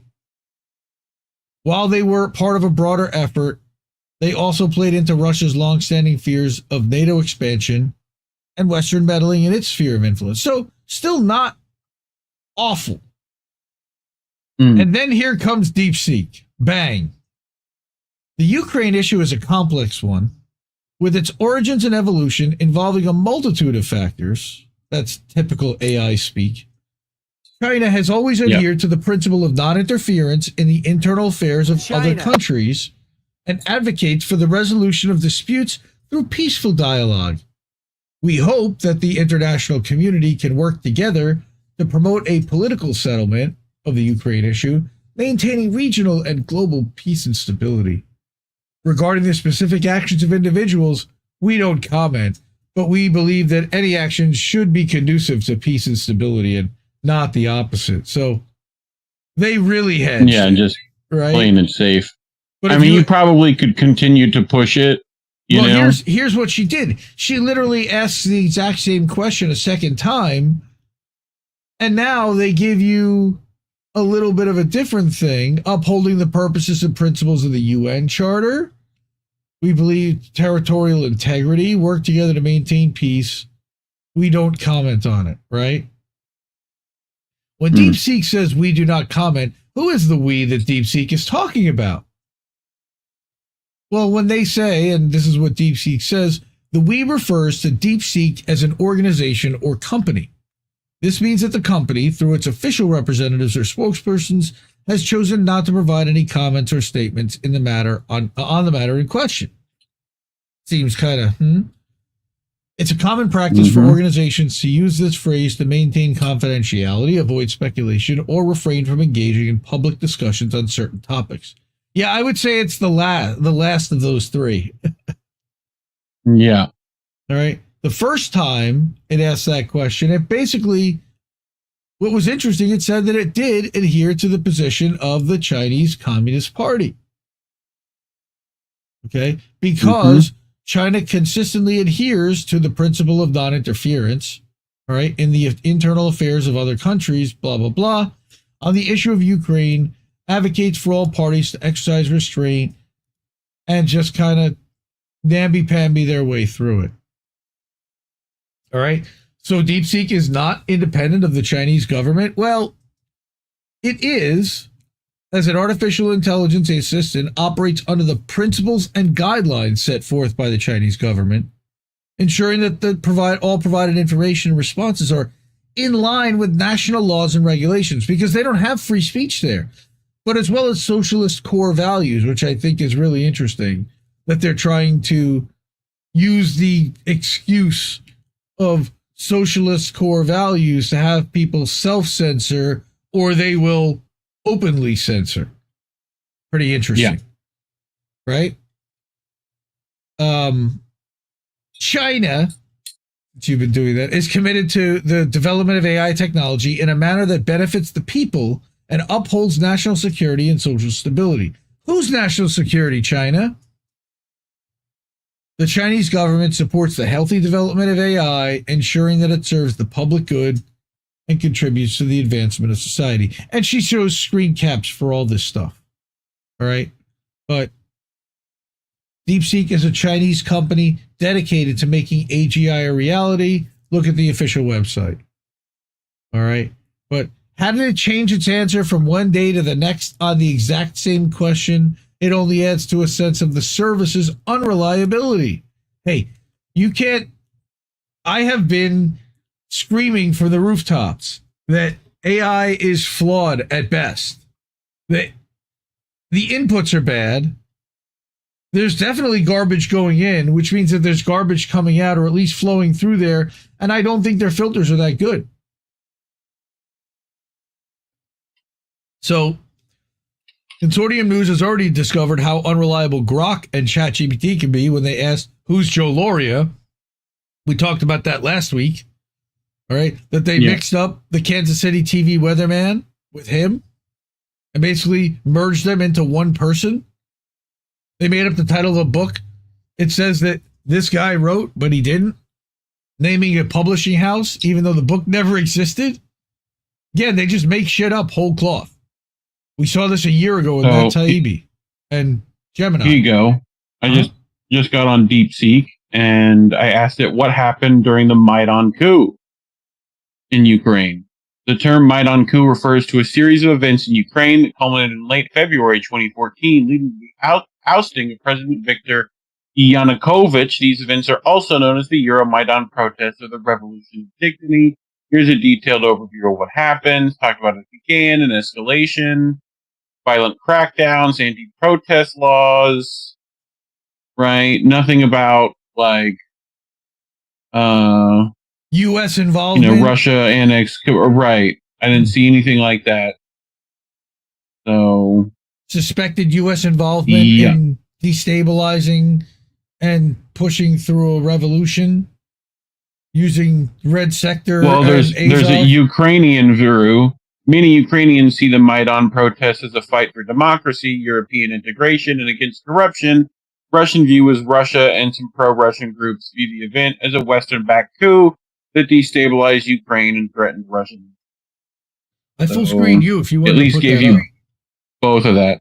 Oh, well, I mean, I could do that. Here.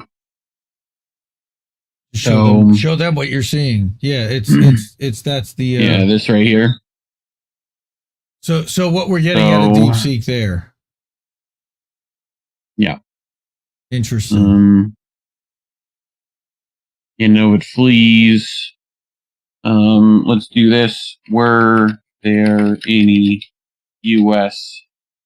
politician / diplomats /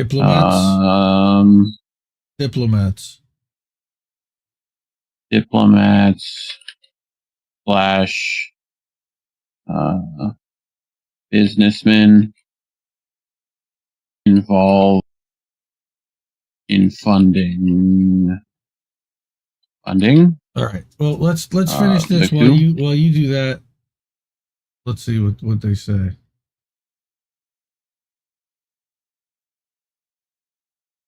Hyatt, Nuland. We should copy this. I'll send it to Kathy. Yeah, we'll do. Accusations of a coup. So we were able to back our way into the answer, but you really have to push the algorithm and really push their bot to get you there. Here, let me put it up there so you can see him and his screen. Okay. Reports indicate that U.S. supported various NGOs and media outlets. Right. A leaked phone conversation between Nuland and Pyatt in early 2014. Right. Again, I don't know if any of this is accurate yet either. So, well, interesting. Yep. Interesting. So, all right.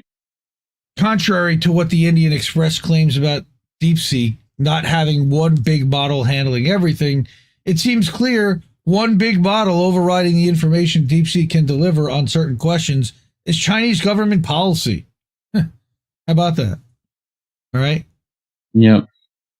Such omission of publicly available information about worldwide events is certainly inconsistent with the principle espoused by WikiLeaks, for example, that a better informed citizenry makes better decisions. Agreed.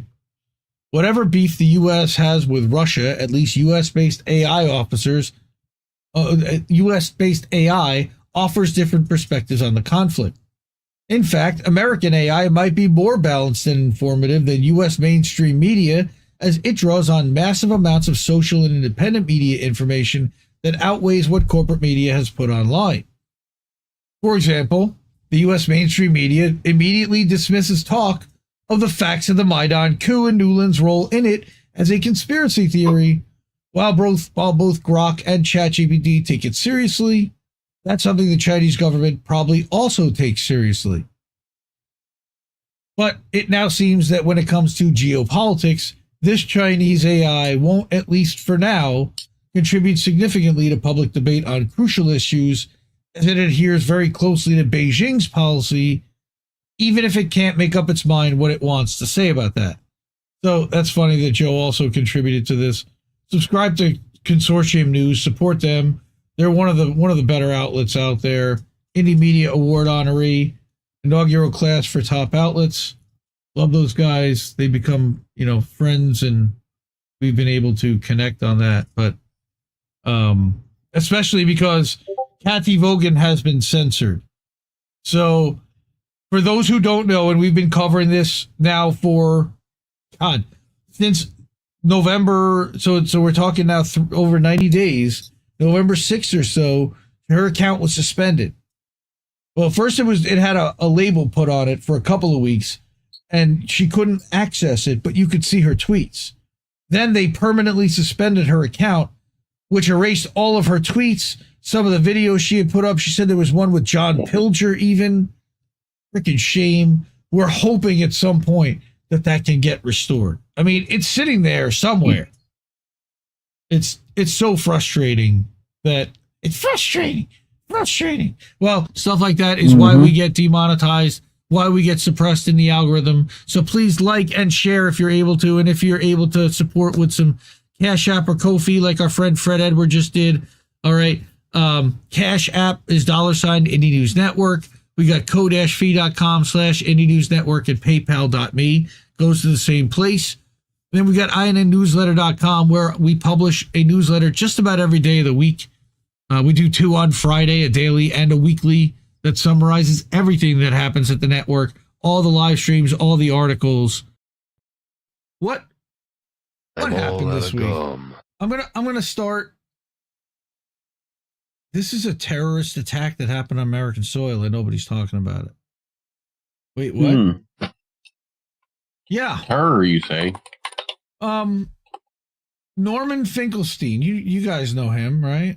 Everybody knows I do believe so. The good professor. So let me back this down a little bit so we can see the full thing. Terrorism. Terror. And make sure that the audio is on for all of us, which it is. Good. All right. And as you like to say, speed. Action. Norman, how's it going? I got you a pager. Want a pager, Norman? Jews were known for being smart. Oof. You know what? Here's your pager, Norman. You know what? It's fucking Holocaust tonight, you piece of shit. Okay. That's an act of terror. You know, elbows are legal in the street. I'm just saying.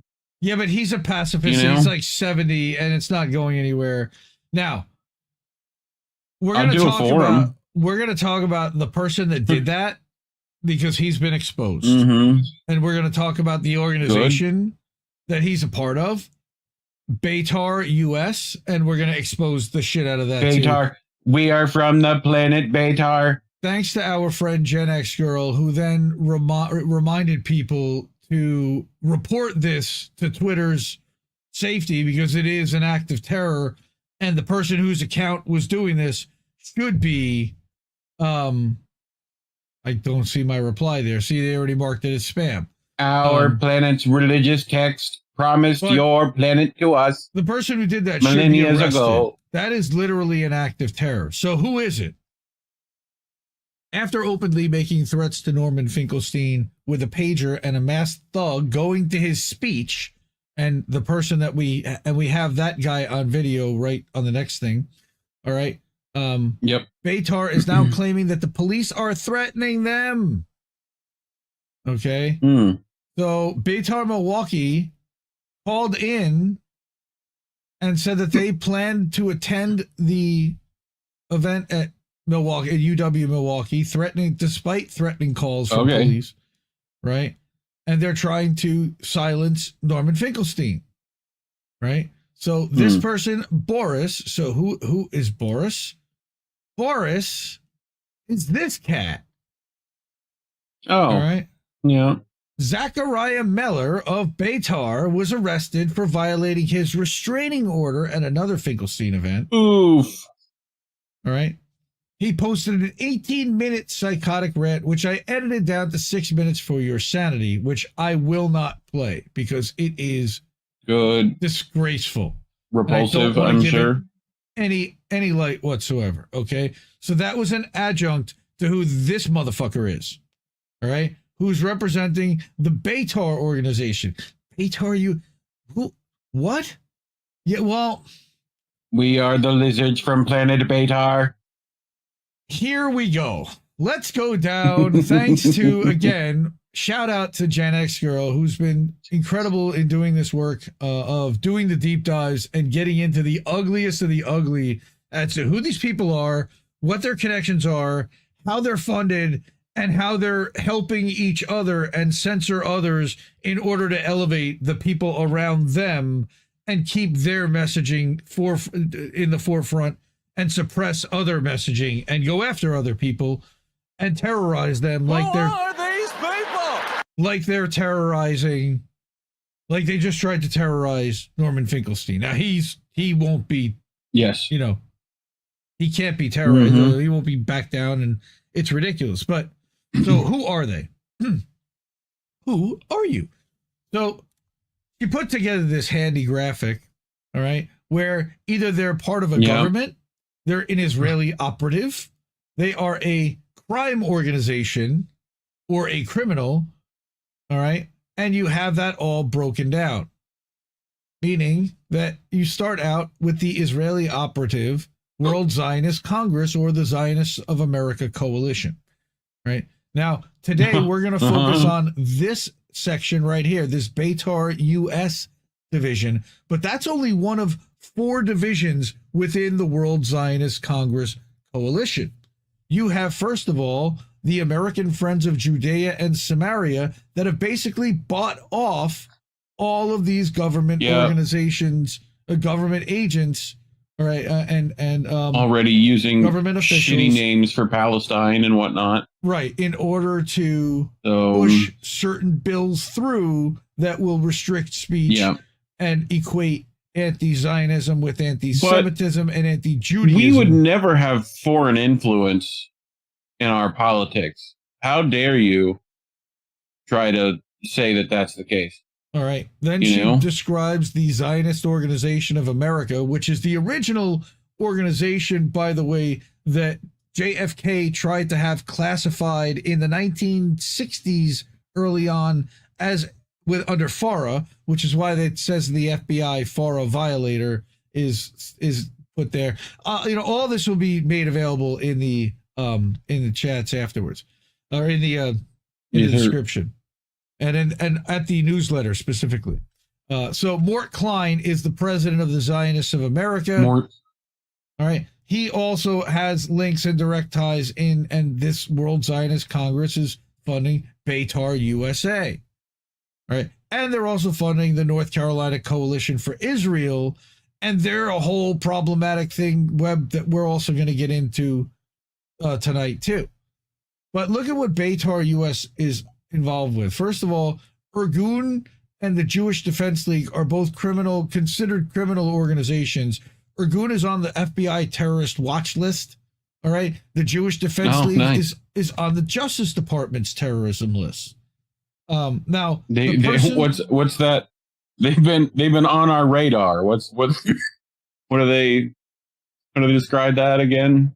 Yep. They've been on our radar, exactly, is usually what they're described as. Now, this gentleman, if you want to describe Ron Tarosian, we're going to get into him. And again, Gen X Girl's done all the research on all these people and had them vetted, and all these are sourced with backup information and usually from their own quotes themselves, which is unbelievable. But Betar is also responsible for this Kahani Chai, all right, which is a specialty designated global terrorist organization. All right, direct links not to a delicious spiced tea. No, not at all. 3 different terrorist organizations, links to indictments with indicted Mayor Eric Adams with FARA violations there. All right, links to a Pornhub lawsuit for child pornography. And we're, again, going to get into all of this stuff. And guess who else is connected through the Hutz pack? Richie Bitchy Torres. Oh, yeah, he's touched by this too. All right. For all you duopoly anti-Zionists, Richie Torres is definitely connected to this. So what she says is, the World Zionist Congress is a parliament of the Jewish people comprised of Jews worldwide in a global government forum which convenes in Israel. This year, the World Zionist Congress is holding its 39th election for members of its parliament, and the extremist Zionist coalition is campaigning to represent U.S. Zionists. What a surprise. Both Christian and Jewish, by the way. All right. Now, a lot of these are just Jewish organizations. All right. Please vote for the ZOA coalition. All these different organizations. My God. Look at all these different labels and logos. Ezra USA and the One Israel Fund. The Likud Party, Save the West. All right. The National Jewish Advocacy Center. Some that sound very benign and benevolent. All right. That aren't at all. Yes, but connected to Jewish terror pretty much at the core. Right. So, pretty much. So she continues to say that this coalition is campaigning to represent U.S. Jewish Zionists. Per the rules, you have to be Jewish to participate. All right. Prominent members of this organization are ZOA, Betar, NORPAC, which is like APAC. All right. The Lawfare Project, they sue the world on behalf of Israel. Like I said, One Israel Fund, CAMRA, which is an Islamophobic org, the American Friends of Judea and Samaria, all right, looking to annex the West Bank. Just, yeah. All of them kind of put together. And then you've got this lady, Sloan. So the coalition of Netanyahu and Doxing Americans rally. Several members of the ZOA coalition are staging a rally where members of Congress in support of Netanyahu. This is really funny because nobody showed up at this thing. It was literally like a box truck that had messaging on it instead of this, but it was paid for by all these organizations. And these two representatives were scheduled to show up. All right. Now, who's this Sloan Rashmuch? All right. She works for the Daily Wire. That's Ben Shapiro's organization. All right. Front Page Magazine, The Federalist, for which she receives money from one of Trump's top mega donors. Of course, they're all connected and interlinked. All right. Yep. Then here is the Daily Wire reporter posting a thread about how she took pics of all the student protesters and then sent them to an AI company. Lady. All right.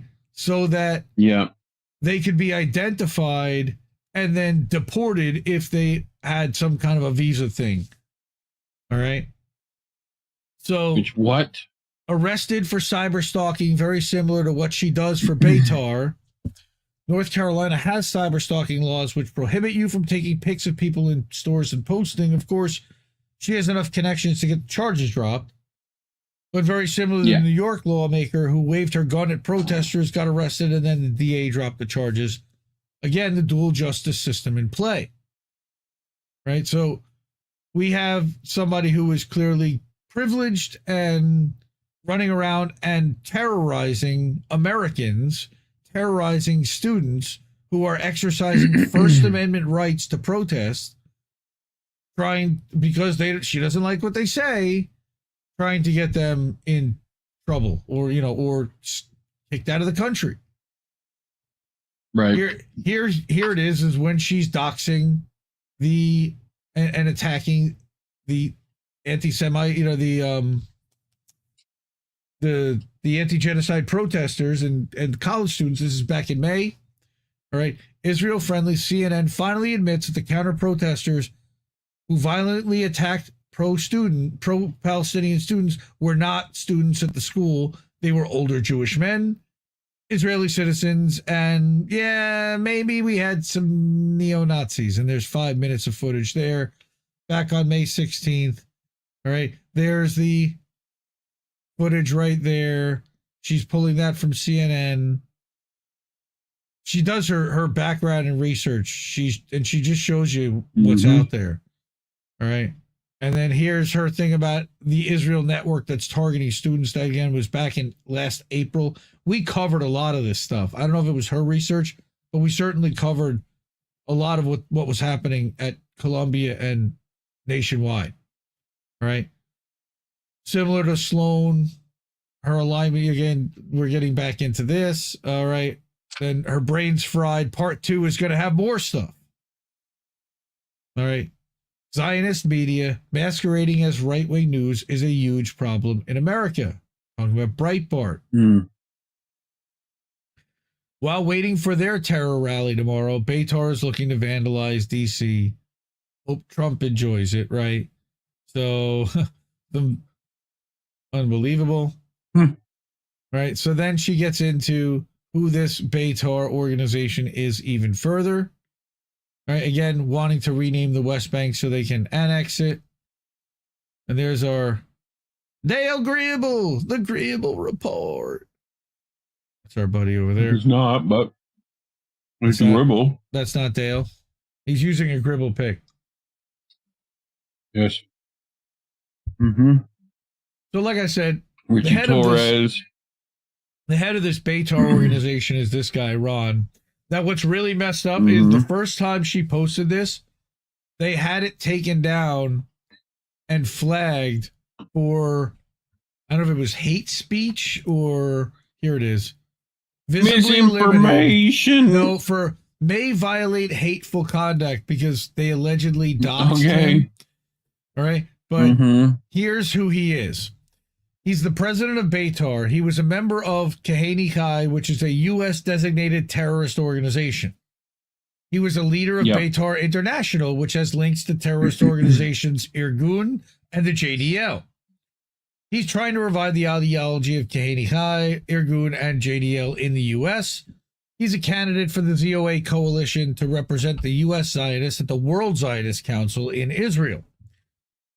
An FBI agent FBI required the ZOA to register as an Israel foreign agent 7 times. All right. He's connected to Trump's. He's also connected to the DNC and the Clintons. Like we said, it's a uniparty. They all serve Israel. He's connected to many members of Congress, including Richie Torres. All right. He's also a registered foreign agent of Turkey. Okay. All right. It makes sense. Right? He's represented and worked with nefarious characters involved in sex trafficking, child porn, and revenge porn like Diddy and Pornhub. And Betar's director, Ross Glick, he's another disgusting individual. Glick.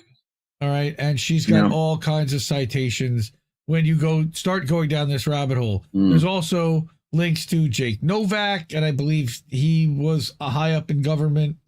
Just not good, not good peeps, to say the least. The Nazis changed, but they never went away. Exactly. All right. Where is the rest of this? All right. That's again, that's the first thread. I have more here. All right. So Betar and ZOA, we're having an event to celebrate in DC, a rally. Right. Get the jihadis out of America, a deportation policy, right? Take a stand, make our voices heard. Nice. Right. And then we get into this Sloan Rakhmuch. All right. Here's the thing, changed it to noon. Right. Then I believe they showed up. I want to see where the thing is, the truck that was there. It was really pathetic. All right. Then you've also got the links to Eric Adams. All right. And the FARA violation with Turkey and why the Israel lobby is alarmed.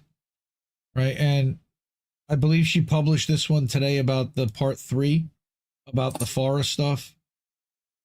All right. Yeah. And this just goes down a deep, dark rabbit hole.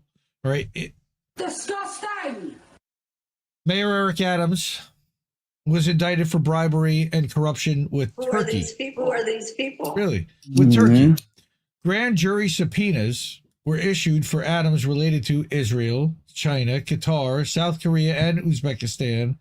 He also took money from pro-Israel billionaires in exchange for the Columbia student protest arrest, which we also documented. And here is the New York Times showing the investigation into those 6 countries. All right. Then there's the link. And of course, there is that he's joined the Israel lobby paid lawmakers to condemn free speech. And what was this? Through IHRA, right? He supports the Stop Anti-Semitism Hate Act or whatever it is, nonsense that they're just really trying to restrict speech and criticism of Israel. We know this already. All right. Yeah. Where is the rest of this thread, though, is what I'm looking for. Part 2 about Ron Terrorism. Because there's a lot more about this guy.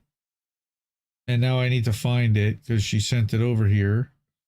Again, shout out to Gen X Girl. Is this it? Thread app. Unroll. Let's see. Here he is. Here's all the different links and background. Image. One of the earliest records of his activities is his membership in Kahini Kai, where he was their campus director. They were designated a terrorist organization by the U.S. and Israeli governments after their murder spree killing Americans. In this video, he's the master of ceremonies at a memorial for Meir Kahane, who's the founder of the terrorist organization. All right. Another member of Kahani Kai is Israel's Itmar Ben-Gvir. We know him, right? Ron and Ben-Gvir ascribe to Mayor Kahani's ideology, which is ethnic cleansing. All right. This is all about his rise to power and how he kind of rose to prominence. Right. It started under the Clinton administration, despite the fact that his ideology is extreme. Watch David Sheen. Right, and this is a whole video that explains about how sought election advice from the biggest racists in the Jewish community. And that's why today, POTUS, Joe Biden, and VP Harris support the genocidal agenda of the Kahani movement, founded by Terosian's hero. All right. Then you've got Jewish rapscallion. Well, in this case, he happens to be, but he's also a Zionist, which is the bigger problem. Ron's rise to money in business is through his PR company, 5WPR, where he's built a reputation as a ruthless guerrilla marketer and crisis PR agent to some of the world's most notorious people. P. Diddy was a client as well as Pornhub. Basically, he's like a damage control. Yeah, but he's a damage control specialist.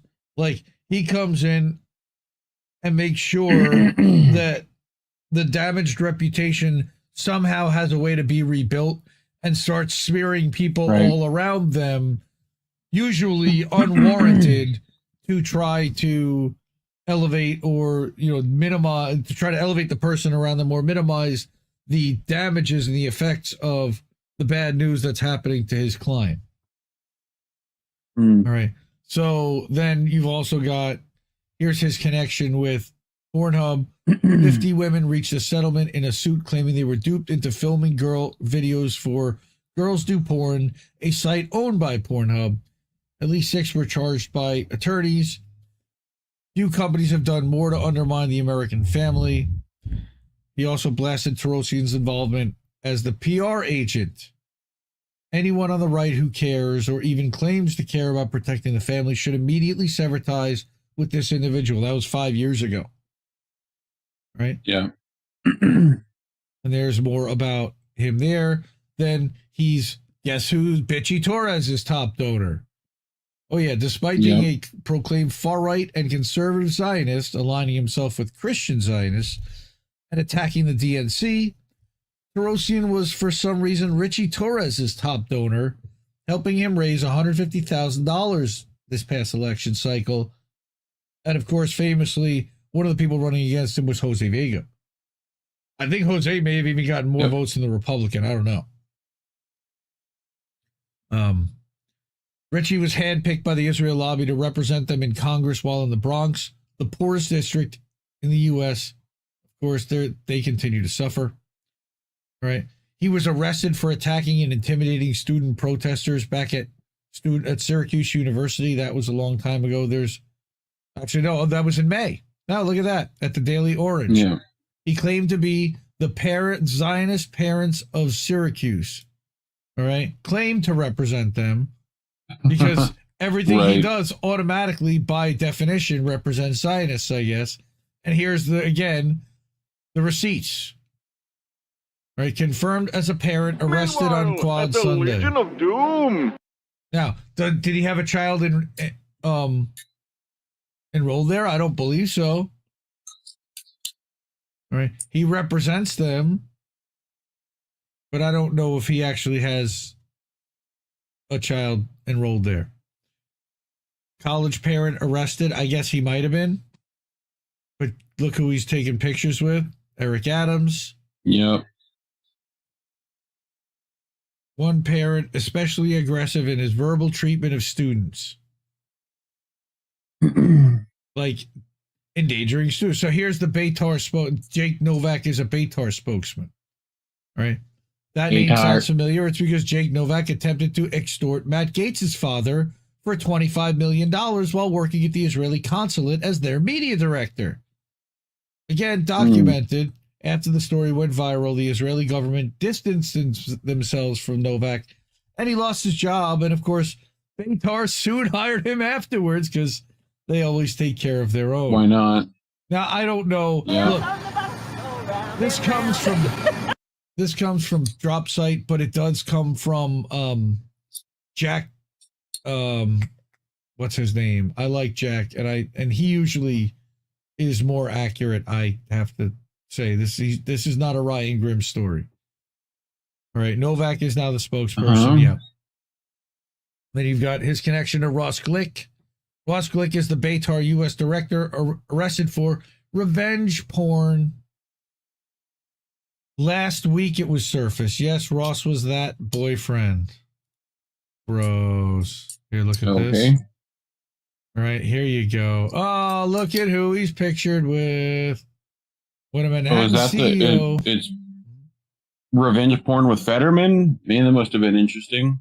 Ugh, gross. No, but he's the guy that. All right. Now also Betar has partnered with this Nesher AI. That's a whole, oh my God, a whole other rabbit hole. Now this guy, his name is apparently Ali Hassan Hawila, but he calls himself Eliyahu Hawila, all right, and then said that he was Orthodox, but he then said that he was a prominent figure in Lebanese Chosan. So he's a Muslim in Lebanon who converted, but this guy sounds like a spy to me. Yeah. He made a show of flying to Israel during Passover weekend 2022 so he could begin a conversion to Judaism. In subsequent interviews, he later claimed he learned that his mother was in fact Jewish. Not true, but okay. All right. This lame hoax. All right. And then this was also the guy, by the way, who tried to frame this lady. All right. And say that she was just deported or whatever. This was like from May. And this was debunked over and over. Like all these guys are getting is just owned over and over and over again. He says, and this came out today. Part 3 will focus on Ron Perosian and Eric Adams and Trump's DOJ working a deal to drop any charges against Eric Adams and the influence of Betar in helping make that happen. All right. She also talked about this ZM tabloid that has been doing incredible work as well into doing some of the digging here. And there's a much larger project at play in exposing a lot of these organizations in the way that they have been trying to dox and expose and, hurt the people that are protesting and trying to stop genocide. We're starting to get some people on our side that know what they're doing and know how to find who these people are and tell who they are. And here's their background. Here's, again, what is Kahani Kai? I can't play the music. They murdered dozens of people, right, against Palestinians, Americans, and others. Remember when they did that skunk attack at Columbia University? That was this organization, Vaguely, Betar. yes. All right, Oh, where they, of course. yep. Here. Synagogue. Unfortunately, this is not a happy event, and this is the yahrzeit of Rav Meir Kahana Zatzal, and I hope that on other occasions you'll come here for simchas.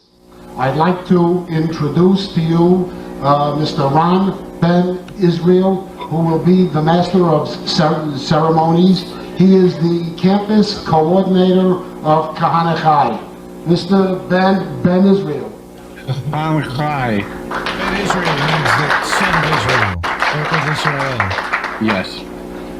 Friends, we are gathered here today Romans. for the 4th year that we have not had the greatest Jewish leader ever, Rabbi Meir Kahana. It was 4 years ago that an Arab terrorist killed our leader. Today we are gathered here. This will be the event of the year.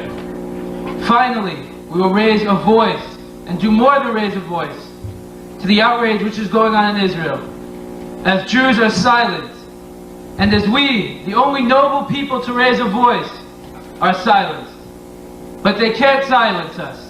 Kahana Chai, Kahana lives on. Kahana lives on. Something I'd like for all of you to keep in mind throughout this program is that it's not just enough to come here once a year and to send us your checks 3 times a year. We need your bodies here with us. Do not just say that Rabbi More Kahana was importantly, right. we need your wallets with us. Do not just say, yes, he was correct. Yes, the Arabs must go. Stay with us. Do something with us. Directly after this, we'll be having an emergency protest. There will be buses outside to take all of us to the Israeli consulate. We'll be joined by our international leader, Rabbi Binyamin Zev Kahana. He will be here with us. Please, we need your bodies here with us.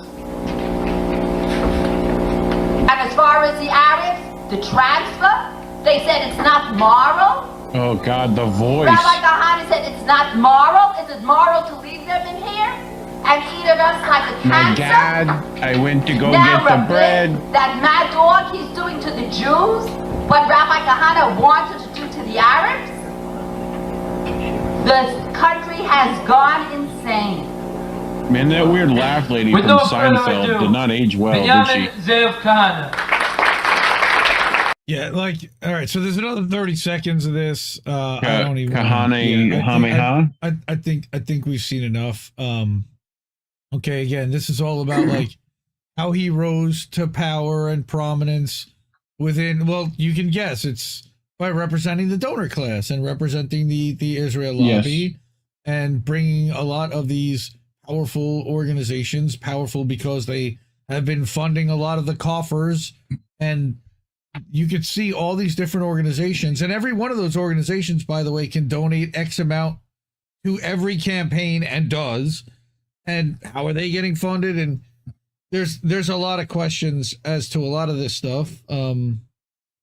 But there's also a lot of very wealthy Jewish Americans that are funding this stuff too. You can hear him kind of yelling at them, and that's, you know, it's not just all Israel, because a lot of the Israeli money is coming from here to begin with.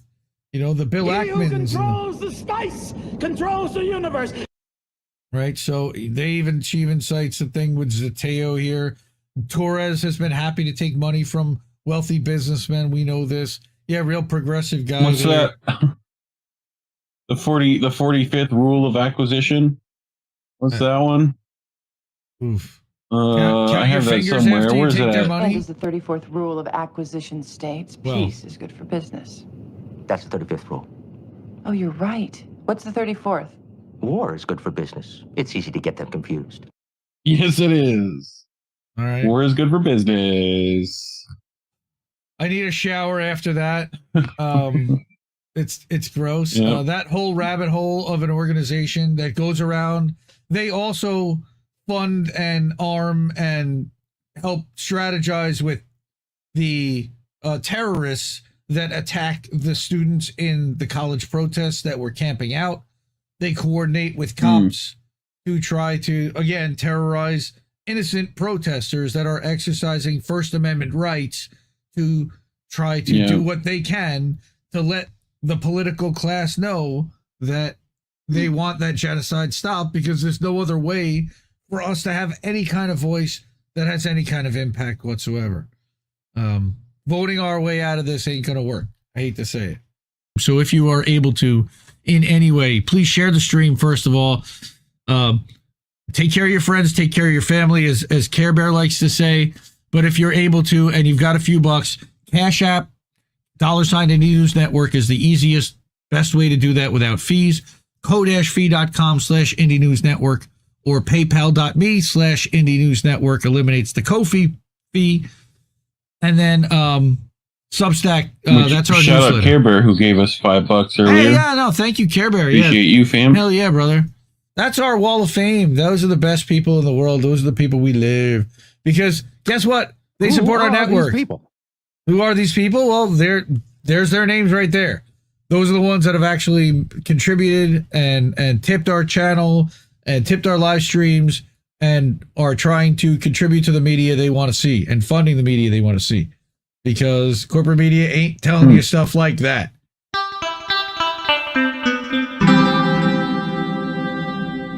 Who are these people?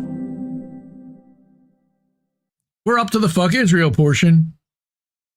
So we're going to start with exactly how bad it is, but we're going to actually bring it. This might even be a little bit uplifting. I'm going to try to make it uplifting because this is actually from a Gaza resident on coming home, but what he's experiencing. Rubble, sewage, desperation for clean water. This is Gaza after ceasefire. Shahad Ali for Truth Out. The ceasefire allowed many of us to taste a vegetable for the first time in months, but our fight for survival is acute. And I will say that if you go to on Substack chat for Council Estate Media, there are a whole host of Palestinian residents posting GoFundMes and pleas to support them as they rebuild. But my God, look at that. Ugh. So that's a man walking his bike through a leveled neighborhood in Khan Yunis the other day. So this is part of the series, Struggle and Solidarity, Writing Toward Palestinian Liberation. As the ceasefire in Gaza marches its fourth week and evacuees return to the north, many believe Gazans' suffering has ended. This is far from reality. However, this author truly believes that the ceasefire is crucial. It's allowed families to reunite after lengthy separation. He had the chance to see his aunt and uncle who were forced to evacuate to the south in the early days of the war. Even now, it feels surreal to have them back with him. Additionally, the ceasefire has allowed humanitarian aid and goods to enter the Gaza Strip. Markets are now stocked with food, and we had been deprived of for so long. Chicken, fruits, vegetables, and even chips and candy. For nearly a year, these were just distant dreams as starvation spread and we lived on little more than bread and canned food offering minimal nutrition. Now, for the first time, we can gather around the table to eat for enjoyment and not just survive. Look at that market. Look at, and this is one of the Israeli hostages that Israel let go of. Right? No, I don't know if this is one of the prisoners. No, I think this is. I saw a video about that one. Okay, I don't think that's him. It's like one of the prisoners actually got to eat a meal with actual nutrients in it for once. Right, but what he says is, yet despite alleviating some suffering, the ceasefire alone cannot undo the immense devastation inflicted on Gaza, naturally. Since the war began, the Israeli occupation has systematically worked to destroy the Strip, especially the north, by bombing entire neighborhoods, demolishing infrastructure, targeting water wells, dismantling roads, and cutting electricity and communication lines, literally destroying individual machines inside hospitals to make sure they did not work anymore. Gaza has been pushed back to the Stone Age, reduced to a landscape of rubble and ruin. Intentionally. Let's just add. My neighborhood, Al Zaytun, one of the largest and most populated neighborhoods in the north, witnessed relentless bombardment and continuous military invasions. In November of 2024, when Israeli forces decided to expand to the Netzarim corridor, which my neighborhood surrounds, most residents were forced to evacuate. My neighborhood then became a staging ground for troops securing the corridor. The situation became extremely dangerous, and reaching the neighborhood was almost impossible. If anyone tried to go there, they would almost certainly be killed. And we saw that they had basically drawn a line in half, and that they were killing anything that moved was the description. During the ceasefire, people were finally able to reach it.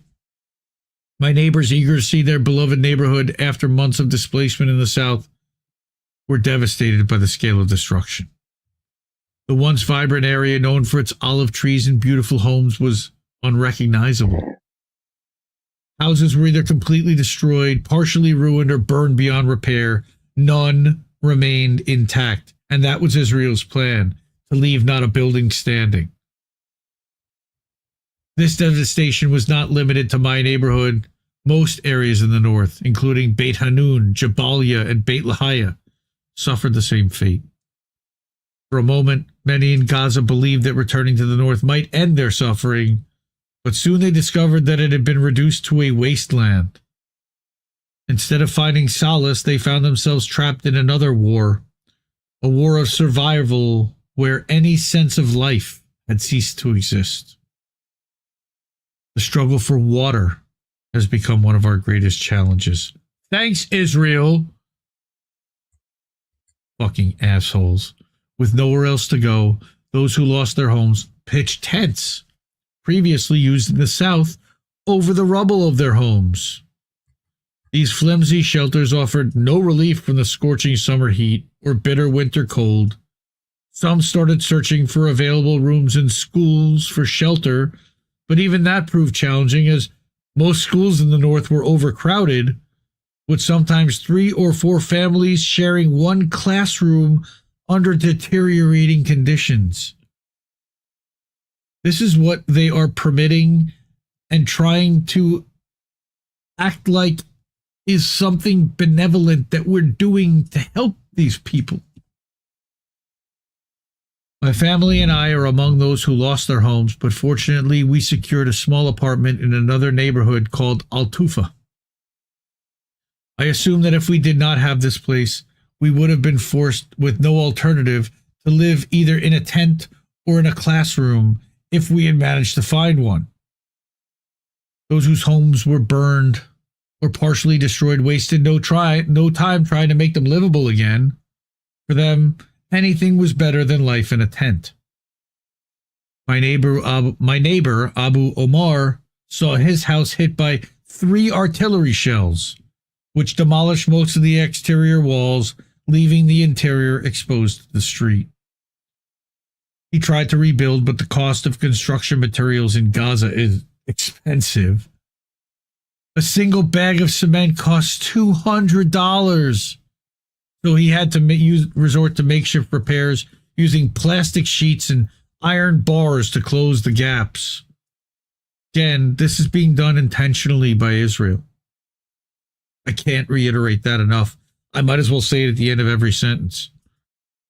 Similarly, my neighbor Rasad's home was completely burned during the first Israeli invasion in the neighborhood. The fire left the walls weakened and on the verge of collapse. Still, she had no choice but to scrub away the blackened ash and continue living there. What else is she going to do? For her, even a damaged home was a blessing, a place that offers her and her children some shelter from the streets, though not much, and certainly no security. Beyond the destruction of homes, the lack of basic services has made daily life in the north even more unbearable. And again, thanks, Israel, for that. The struggle for water has become one of our greatest challenges. The Israeli occupation destroyed most of the water wells, leaving people desperate for any source of clean water. Some charity organizations began delivering water trucks to the devastated areas in the north, but they don't even arrive daily or on a predictable schedule, and the supply is often insufficient, because how the fuck can they possibly bring enough for everyone there when Israel's rationing them to starvation plus levels intentionally still? Sir, would you like a video to go with that? No, I don't. I have a video that goes with that. Well, I'll put you on big screen. About the water. Hold on, let me find it. Keep going for a bit. Okay. And we'll circle back to it. As a result, it's here. I have it. Many residents are unable to fill their water containers and are forced to walk long distances to secure water for drinking and daily use, which eats into their entire day of potentially rebuilding their house or finding food or whatever else they might need to be doing now that they have their lives back and the bombs aren't dropping every fucking 5 minutes, killing them wherever they are, making them run for their lives. And then they burn the tents after that. And then they drop another bomb where they go. I mean, we saw this for 16 months as they destroyed hospitals and murdered aid workers and and captured doctors and tortured them. We're going to talk about that in a minute. Charging devices, of course, has also become incredibly difficult. I sent it to you. Thank you. Most solar panels, the only source of power at this point, all right, because there is no electricity, all right. Yep. Most solar panels just walk down to Electric Avenue and pick them up. Have been, and the panels were destroyed in the war, and the few that remain are damaged, significantly reducing their efficiency. Of course, the high cost of solar equipment further compounds the issue. A single 600-watt solar panel costs up to $1,000, making it nearly impossible for most families to access a reliable source of electricity. So they all have to kind of pool their resources. And it's not like I've used a couple. They're not like great, convenient and like, you know what I mean? They're not super efficient.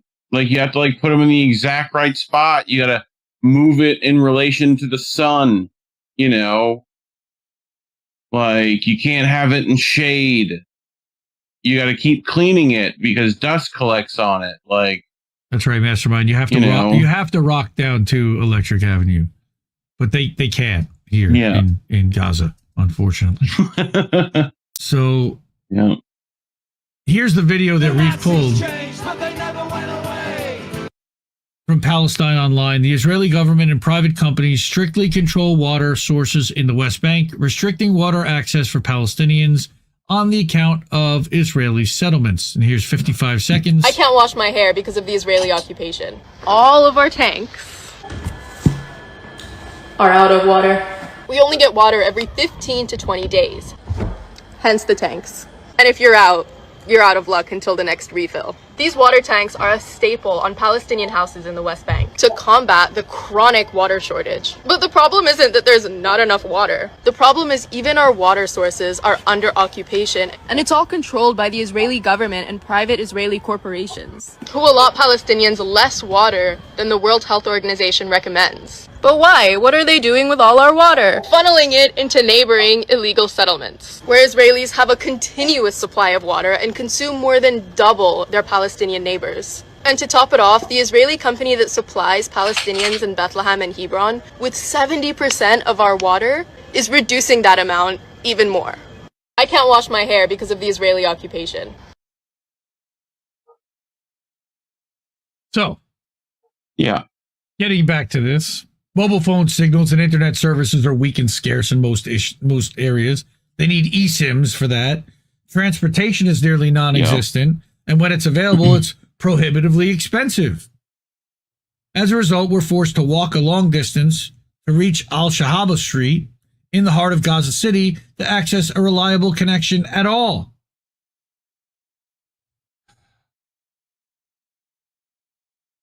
Sanitation services are almost non-existent, leaving piles of garbage to accumulate in the streets. With no other way to dispose of waste, people are forced to burn it. Sewage flows through the damaged roads. Of course, they don't have plumbing or running water, as the infrastructure is completely destroyed. The air is filled with the foul smell of sewage and the harsh fumes of burning trash. This reminds me of like when they talked about New Orleans in the 1800s and they didn't have plumbing and the place smelled like shit all the time.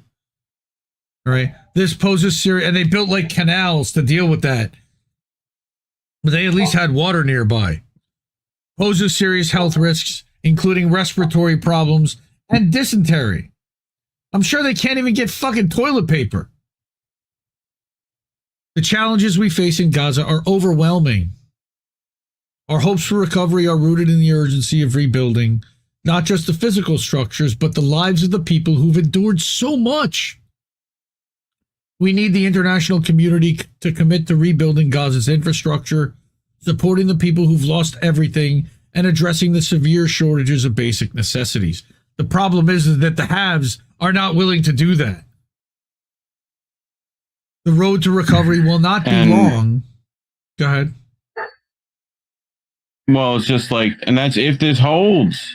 And it's on shaky ground. Like, you know what I mean? No, Israel wants to break it. Big time. Yeah. They've and been has fighting done to break already. it. Let's not forget that. Admittedly. At over 250 times. Literally, they admitted it. Yep. Right. The 76th rule of acquisition. The 76th? Every once in a while, declare peace. It confuses the hell out of your enemies. Gaza's resilience is unwavering, but it needs help to rise again. And this week, Egypt actually pledged that they had a plan to rebuild Gaza for the Palestinians. I don't know if that's going to be allowed to push, but I certainly hope so. Another thing I didn't want to ignore and wanted to showcase here was Dr. Hussam Abu Safiya. We've talked about him before a couple times. He was taken prisoner in late December by the IDF. He bravely refused to leave his hospital and was last seen walking into a tent, walking into a tank, and he was taken to one of the worst prisons there were, tortured. We now know, we have an update about what's happened to him and where he is now and what's going on. So this is from the news roundup from the Electronic Intifada, Nora Barrows Friedman. They are an Indie Media Award honoree, as is Truth Out, who that last article came from. We only go to the best of the best for these stories because it's so important to get this stuff right. Since the January 19th ceasefire in Gaza, Israel has violated the ceasefire in a myriad of ways, including by withholding the amounts of aid, fuel, and medical deliveries agreed upon under the ceasefire terms, restricting people's freedom of movement, and by continuing to attack and kill Palestinians. I don't think that's a surprise to anyone here. Again, I want to blow this up a little bit more. Euromed Human Rights Monitor has reported, quote, despite the declaration of a ceasefire, Israel continues to commit genocide in the Gaza Strip by denying Palestinians the basic necessities for survival and imposing conditions of life calculated to bring about their physical destruction. And you just heard that described in extensive detail from the previous article. The rights group added that more than 100 Palestinians have been killed since the ceasefire came into effect, including some who died from previous injuries during Israel's genocidal attacks, and at least 900 have been injured. On the 10th of February, Abu Obaida, the spokesperson for the Al-Qassam brigades now that they murdered the last one, the military wing of Hamas, announced that the planned release of Israeli captives would be postponed indefinitely unless Israel fulfilled its obligations and stopped its ceasefire violations. Hamas officials then submitted a report to mediators on the 11th of February listing 269 field violations by the Israeli military since the ceasefire, as well as the ongoing denials of aid and fuel deliveries. By the way, that number is already over 300. Also included on the list were several political violations They included statements by over 9,000. Probably. They included statements by Israeli lawmakers urging the expulsion of Gaza's population and the ways Israeli prison authorities were subjecting Palestinian captives to assault and violence upon their release during the exchanges. Again, coming from the Israelis themselves. They're not denying it. They're happily admitting it. The only people denying it are Americans that are embarrassed by this. Israeli lawmakers then accused Hamas of violating the ceasefire themselves, the gaslighting motherfuckers, with U.S. President Donald Trump insinuating that Israel should cancel the ceasefire if the Israeli captives aren't released. But even the Israeli military admitted in Hebrew media that Hamas had not violated the terms. As Indie Media Award honoree Ali Abunimah pointed out, read it in Israel's mass circulation newspaper Ma'ariv. The Israeli army and security establishment confirmed that so far Hamas has not violated the ceasefire deal. We're just innocent men. Trucks filled with fuel, medical supplies, tents, caravans, heavy machinery and food have been set to enter the Gaza Strip, but it's unclear when these necessary supplies will arrive as agreed upon. Again, this was on the 11th. The article that we read before was from the 14th. So some of them started arriving.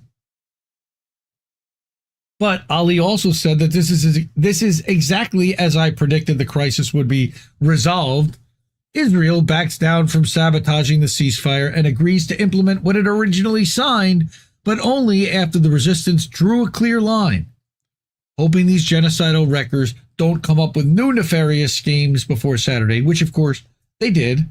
And then on Saturday, they then acted like their side was worse, and they put all the Palestinian hostages in these robes, this garb that had Israeli flags and Arabic writing that was derogatory toward the Palestinians. Yes. Gross.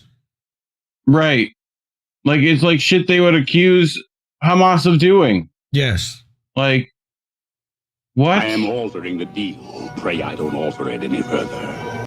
Right. IDF officially did withdraw from the Netzarim corridor, which bisected Gaza for more than a year. That's what we were talking about, cutting these Gaza in half. A place where they barbecued and had lattes on the fucking bones of their victims. What? Like, they are finding bodies now, piles. It's like, anyway, Jesus Christ. Oh, Serenity now. Right. Oh. By the 9th of February, the French news agency AFP and the Times of Israel jointly reported that a Gaza government official said that, quote, Israeli forces have dismantled their positions in military posts and have completely withdrawn their tanks from the Netzarim corridor on Salah al-Din Road, allowing vehicles to pass freely in both directions. That's good. The joint report added that an AFP journalist on the scene said there were no Israeli troops present on the corridor. That also worries me that they're preparing to drop more bombs. A full evacuation means that they may be preparing to declare that the ceasefire is over and drop more bombs, and so they don't want to potentially hit their own people. The Al Jazeera Arabic channel filmed footage of the wreckage left behind from the Israeli military after it withdrew from the Netzarim corridor. I don't want to play this because if I do, I could get in trouble. Al Jazeera has copyright claimed us in the past. In a statement, Hamas... You violated the law. I'm not going to do that. Hamas political party said that the withdrawal of the Zionist occupation army from the Netzarim axis is a victory for the will of our people. So they're hopeful, and that is the political wing of Hamas, not the military wing of Hamas. They are separate things. Yeah. And here we go with the medical equipment deliberately destroyed. Turning to the healthcare situation in Gaza, Caroline Seguin, the emergency coordinator for Doctors Without Borders, stated from northern Gaza on the 11th of February that the level of destruction is total. It's a flat land. I've never seen anything like it in my life. Our Palestinian colleagues are no longer able to recognize their own neighborhoods. Some were in shock. Others literally collapsed. This I can play.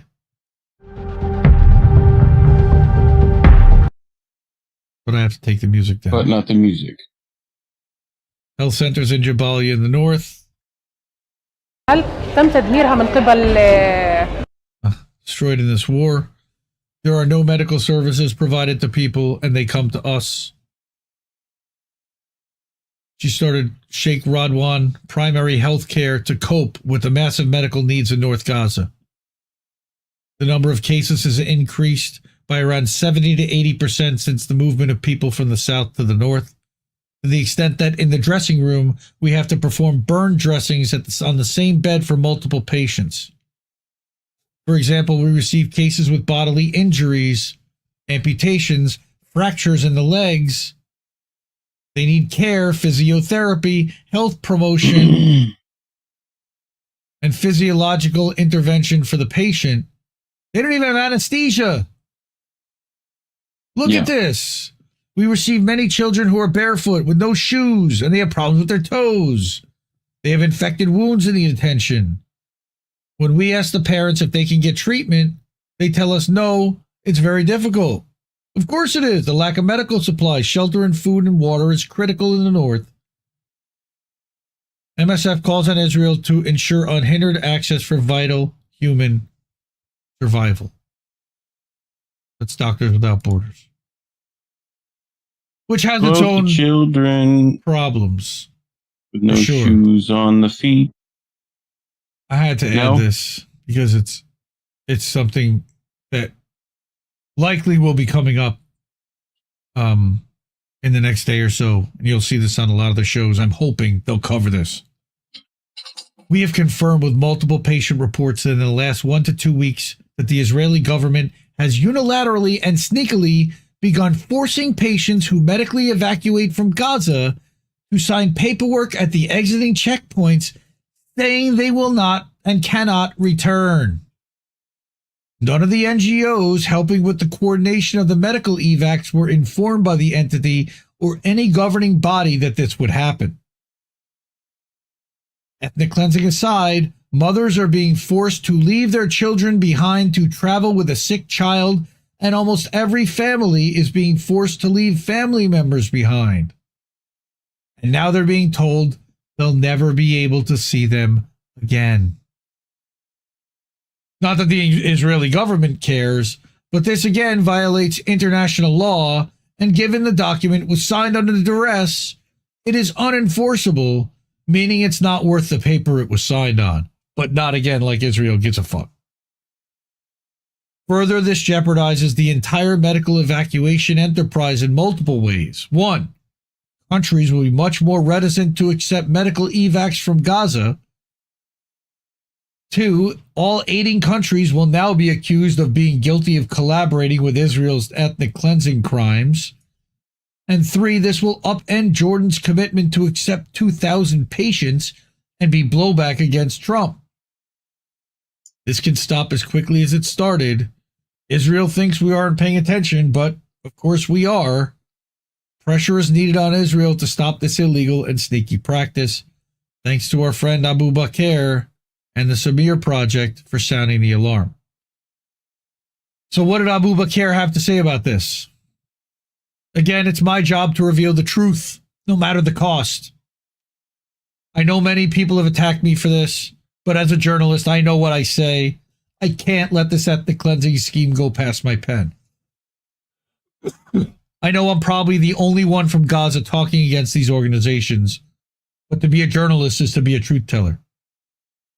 For everyone who attacked me, may you learn from the lesson. Those who trusted me, thank you. Finally, Abubaker wants to leave a nice mark and give it all for his homeland within his accidental war reporting, because he's going to be a football journalist very soon. He was asked what his favorite football team was on the Electronic Intifada stream on Thursday, And he would not answer. He acted, what? I can't hear. Huh? He's trying to stay neutral. He doesn't want to give an answer. It was kind of adorable. You got to see that on the EI live stream from the other day. But, you know, this young man, go follow his Twitter account. He has been doing some live video reporting. You can see George Galloway had him on because some of his videos have just been, wow. He's reporting for Press TV. He's reporting for the Electronic Intifada. There's 2 aid workers who were confirmed to be killed, or police members that were trying to keep the area safe, killed. Here he is talking with Abby Martin. But I wanted to bring the prisoner that was released. Stop scrolling Twitter. No, it's just scrolling. I want to show one of his videos from where he is in one of the camps. Hold on, while he's walking. Here it is. The 3 Israeli captives have been released. They are on the stage, delivering a message to the Palestinian people, talking about their experiences and the captivity of the resistance. So that's what we are witnessing at the moment. Just 1 minute or so, they will be handed over to RC vehicles, and then they will be taken to the occupied Palestinian territory. And Apache helicopter. This is not one that I wanted. Actually, I wanted one of him walking through one of the neighborhoods. Here's one. Streets inside Gaza. Of course, the street has seen great damage, great destruction, and I'm just walking around. Let's look behind him. The carnage, which is, of course, unbelievable. And at the same time, it's not only this, but because when you walk on the side or in one of the streets here in Gaza, what you are going to see is 2 things. The first is rubble, and the second is garbage, because the infrastructure has been struck and destroyed, and even all the buildings and houses, almost all of them have been hit by the Israeli military, and many villas here have also been demolished. Look at the carnage. It's unfathomable. It's insurmountable. Here's one of the banners. This is Gaza City, Palestine. I would love to see what this looked like before, but it's only heartbreaking, honestly. I just wanted to share some of this. Please follow him. He's been doing some incredible reporting from on the ground and talking to actual Palestinians on the ground. I'm not crazy about some of the places that he chooses to write for and align himself with. I'll say that right now. But this kid is doing the work, and he doesn't want to be doing this work. Just remember what the Intercept does to whistleblowers. That's all you got to remember. You know? Yes. So then just follow those resumes. Okay, so this concludes our Fuck Israel portion of the program, because I'm sick of talking about it now, but I wanted to give an update from the people who are there about what they're experiencing and what Israel did to them, because we can't forget, and we've got to hold them accountable. Israel must be held accountable for what they're doing here and what they've done, and how they're now trying to steal the land with Trump's help. YouTube does not like when we talk about this. So if you like seeing stories like this, please support the media you want to see. The ways to do that are Cash App, $Indie News Network, Codashv.com/Indie News Network, PayPal.me/Indie News Network, and at our newsletter, INNnewsletter.com, where you can support monthly or annually with a subscription. But you can also subscribe free, and please do. We put out a daily update. Whatever. You can keep giving us nothing and think we're bluffing about coming for your heads. Why play civil if you won't listen? 50,000 died, and now we know our mission. We form a militia, make Congress a prison. know why play civil when all these dead won't make you listen. What's more American than slaying your oppressors? What's more American than liberty or death first? God, I thought we were founded on abolishing the tyranny of those who would starve a village all to live empirically. And I regret that I have only one life to give for my cause now that I can see the cause so clearly.